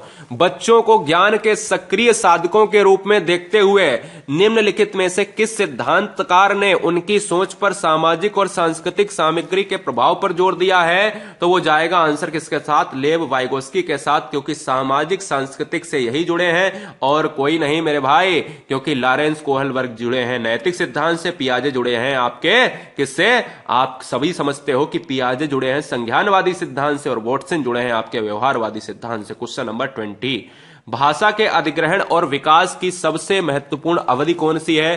प्रसव पूर्व अवधि की बात करता है, यानी बच्चा जन्म से पूर्व की बात करता है। बचपन की बात करें, मध्य बचपन की बात करें, किशोरावस्था। अच्छा, ये पेडागोजी समझ रहे किसकी है? यह वाला क्वेश्चन हिंदी पेडागोजी का है, समझ रहे ना, क्योंकि भाषा का अधिग्रहण बात कर रहा है। तो याद रखना है कि भाषा के अधिग्रहण और विकास की महत्वपूर्ण सबसे अवधि है, और इसको आप किस में लगा लोगे? इसको आप मनोविज्ञान में भी लगा लोगे, क्योंकि अवस्थाओं में अगर आ जाओगे ऑप्शन में तो आप किस किस पर देखोगे? मनोविज्ञान में। अगर भाषा पर आओगे तो आप चले जाओगे हिंदी में। तो सिंपल सी बात है, आपको पता ही नहीं चलता कि कौन सी सब्जेक्ट में कौन सी पेडागोजी आ गई। तो इस क्वेश्चन का जो राइट आंसर जाएगा वो 2 के साथ चला जाएगा, ठीक है ना, बहुत बढ़िया। अगला क्वेश्चन है कि संज्ञान के स्तर पर विकास ... अन्य भाषाओं में आसानी से अनुदित होती रहती। तो मैं कह सकता हूं कि भाई कौन से स्तर की बात कर रहा है? तो मैं तर्क क्षमता, व्याकरण क्षमता, ज्ञान क्षमता, भाषा क्षमता। तो भाई अभी हम बात कर रहे हैं कि भाषा से, तो भाषा क्षमता को ही मैं यहां पर रिलेट करूंगा ना, कि भाषा की कैपेसिटी क्या है वही डेवलप करने की बात करेंगे ना। तो आंसर भी हमारा ऑप्शन नंबर ए के साथ ही जाएगा। क्वेश्चन नंबर 22, शिक्षा में फ्रोवेल का महत्वपूर्ण योगदान था ... का विकास है। मतलब कह सकते हैं कि भाई शिक्षा में, अब यहां पर फ्रोवेल एक कहां के साइकोलॉजिस्ट हैं? फ्रोवेल एक जर्मन साइकोलॉजिस्ट हैं। फ्रोवेल ने अगर जर्मन के साइकोलॉजिस्ट है तो मैं कह सकता हूं कि किंडरगार्टन जो है एक पद्धति दिया है, तो मैं किंडरगार्टन की बात करेंगे तो आंसर भी किसके साथ जाएगा? ऑप्शन नंबर हम 4 के साथ लगा देंगे। क्लियर हो गया। चलिए क्वेश्चन नंबर हम 23 की बात करेंगे कि आपकी कक्षा में एक छात्र देरी से आता है तो आप क्या करेंगे? उसके अभिभावक को सूचित करेंगे, उसे दंड देने का प्रयास करेंगे, कारण जानने की चेष्टा करेंगे, या उस पर कोई ध्यान नहीं देंगे? तो मैं सिंपल सी बात कह सकता हूं कि भाई कारण जानोगे या दंड दोगे? तो भाई यहां पर कोई बच्चा लेट हो रहा है तो उसका कारण, रीजन जानेगा। अगर कुछ हो सकता है तो संभव उसके लिए कर सकते हो, बातचीत कर सकते हो ना। तो सिंपल सी बात है, दंडित नहीं करना है, हम चेष्टा करनी चाहिए हमें पहले। क्वेश्चन नंबर 24, बालक का विकास का परिणाम है। बालक के विकास का परिणाम ये पेडागोजी में, आपका मनोविज्ञान में, आपका आता है हिंदी में, आपका एनवायरमेंट में, सभी जगह पेडागोजी में सेम क्वेश्चन देखने को मिलता है। तो बालक का विकास परिणाम जो संबंधित होता है वो वंशानुक्रम तथा वातावरण की अंतः प्रक्रिया से होता है। आंसर किसके साथ जाएगा? आंसर जाएगा 2 के साथ। चलेंगे आगे की बात करेंगे। आगे हमारा है 25, निःशक्त बालकों की शिक्षा के लिए प्रावधान किया जा सकता है। क्या प्रावधान हो सकता है? निःशक्त बालकों की शिक्षा के लिए प्रावधान किया जा सकता है समावेशित शिक्षा के द्वारा, मुख्य धारा में डालकर, समाकलन के द्वारा, या फिर ननावदीज। मैंने कहा बच्चे को अलग नहीं रखना है। जब बच्चा अलग नहीं होगा तो समावेशी शिक्षा के अंतर्गत जाएगा। एक छत के नीचे हर वर्ग, हर जाति, संप्रदाय के बच्चे अगर शिक्षा ग्रहण करते हैं, वही क्या है? वही समावेशी शिक्षा कहलाती है, ठीक है ना। चलिए चैनल को सब्सक्राइब कर लें और टेलीग्राम से जुड़ने के लिए सर्च करें GURUJI स्पेस WORLD। और दोस्तों बताना चाहेंगे जितने भी बच्चे चैनल पर आए हैं, नीचे लिंक भी डायरेक्ट है, लिंक के द्वारा ग्रुप को ज्वाइन कर सकते हैं। पढ़ना सीखने के लिए कौन सा उपकौशल अनिवार्य नहीं है? पढ़ना सीखने के लिए कौन सा उपकौशल अनिवार्य नहीं है? भाषा की संरचना की समझ, भावात्मक संबंध, वर्णमाला याद करने का कौशल, या अनुमान लगाने का कौशल। तो मैं कह सकता हूं कि जो ऑप्शन नंबर सी है, ये याद करने का कौशल हमें रटवाना नहीं है, हमें समझाना है, याद रखना है, ठीक है ना, याद रखना है। क्वेश्चन नंबर 27, प्रतिभाशाली होने का संकेत नहीं। ये क्वेश्चन CTET एग्जाम में बहुत बार ट्रेंड कर रहा है, हो सकता है आपके एग्जाम में आ जाए। प्रतिभाशाली होने का संकेतक नहीं है सृजनात्मक विचार, अभिव्यक्ति में नवीनता, दूसरों के लिए झगड़ा करना या साथ झगड़ा करना, या जिज्ञासु प्रवृत्ति का बच्चा। तो मैं कह सकता हूं आंसर किसके साथ जाएगा? 3 के साथ जाएगा, क्योंकि झगड़ा करने वाला बच्चा प्रतिभाशाली गुण नहीं दर्शाता है। अगला है कि वैयक्तिक विभिन्नता पर आधारित शिक्षण विधि है। ये लास्ट के 3 प्रश्न हम देखेंगे 28, 29, 30, जिसमें हम कुछ जनक देखेंगे। वैयक्तिक विभिन्नता क्या होता है? इंडिविजुअल डिफरेंस होता है, जैसे हम और आप कितने अलग हैं। हो सकता है आप हमसे सामाजिक दृष्टि से अलग हो सकता है मानसिक दृष्टि से अलग हो सकता है शारीरिक दृष्टि से अलग हो। ये अलगाव ही क्या है? इंडिविजुअल डिफरेंस है। और मैं कह सकता हूं ये दोस्तों आपका डाल्टन प्रोजेक्ट मॉन्टेसरी में से एक होगा। तो मैं आंसर, बच्चे यहां पर कह रहे हैं कि भाई प्रोजेक्ट विधि की बात करेंगे, ऑप्शन नंबर जाएगा 2 के साथ, जिससे रिलेट करते हैं आपके किलपैट्रिक। क्वेश्चन नंबर 29, किंडरगार्टन पद्धति के जन्मदाता कौन है? अभी मैंने बोला आपको किंडरगार्टन पद्धति के जन्मदाता कौन है? तो आप कहोगे सर फ्रोबेल के साथ जाएंगे, रशियन मनोवैज्ञानिक नहीं है ये जर्मन साइकोलॉजिस्ट है। क्वेश्चन नंबर 30, वेनेटिका प्रणाली के जन्मदाता कौन है? कार्टन वासवन है या ओविड डेक्रोली है, डब्ल्यू ए वर्ट है या फिर इनमें से कोई नहीं? जो बच्चे ऑप्शन नंबर डेक्रोली और वासवन में परेशान है तो मैं बताना चाहूंगा जो बच्चे ऑप्शन नंबर ए मार रहे हैं बिल्कुल सही है, कार्टन वासवन के साथ चला जाएगा, जबकि डेक्रोली जो है वो डेक्रोली पद्धति के जनक हैं। क्लियर हुआ? तो दोस्तों ये वीडियो एंजॉय कितना किया है मैं ये वादे के साथ कह सकता हूं, ये 30 क्वेश्चन एग्जाम में वो मुकाम तक पहुंचा देंगे जो आपने सोचा नहीं था। मात्र एक वीडियो में यूट्यूब की 100 वीडियो के बराबर एक वीडियो है कि गुरुजी वर्ल्ड एग्जाम स्टडी की चैलेंजिंग वीडियो, इसको 3 से 4 बार आप रिवीजन कर लेना। हम सभी से कहना चाहेंगे कि जितने भी बच्चे हैं टेलीग्राम को ज्वाइन कर लें पीडीएफ को प्राप्त करने के लिए, और गुरुजी वर्ल्ड एग्जाम स्टडी में लाइक नहीं किया है लाइक कर देना। जितने भी दोस्त हैं राष्ट्रहित में शिक्षा के लिए वो सभी उनसे सब्सक्राइब करवाएं Guruji world exam study, link share ज्यादा करें जिससे बच्चे अच्छे प्लेटफॉर्म पर जुड़े। वंदे मातरम, आदाब, सत श्री अकाल, ताल ठोककर जय महाकाल, इंकलाब जिंदाबाद। मस्त रहिए, आबाद रहिए, व्यस्त रहिए, दुरुस्त रहिए और स्वस्थ रहिएगा।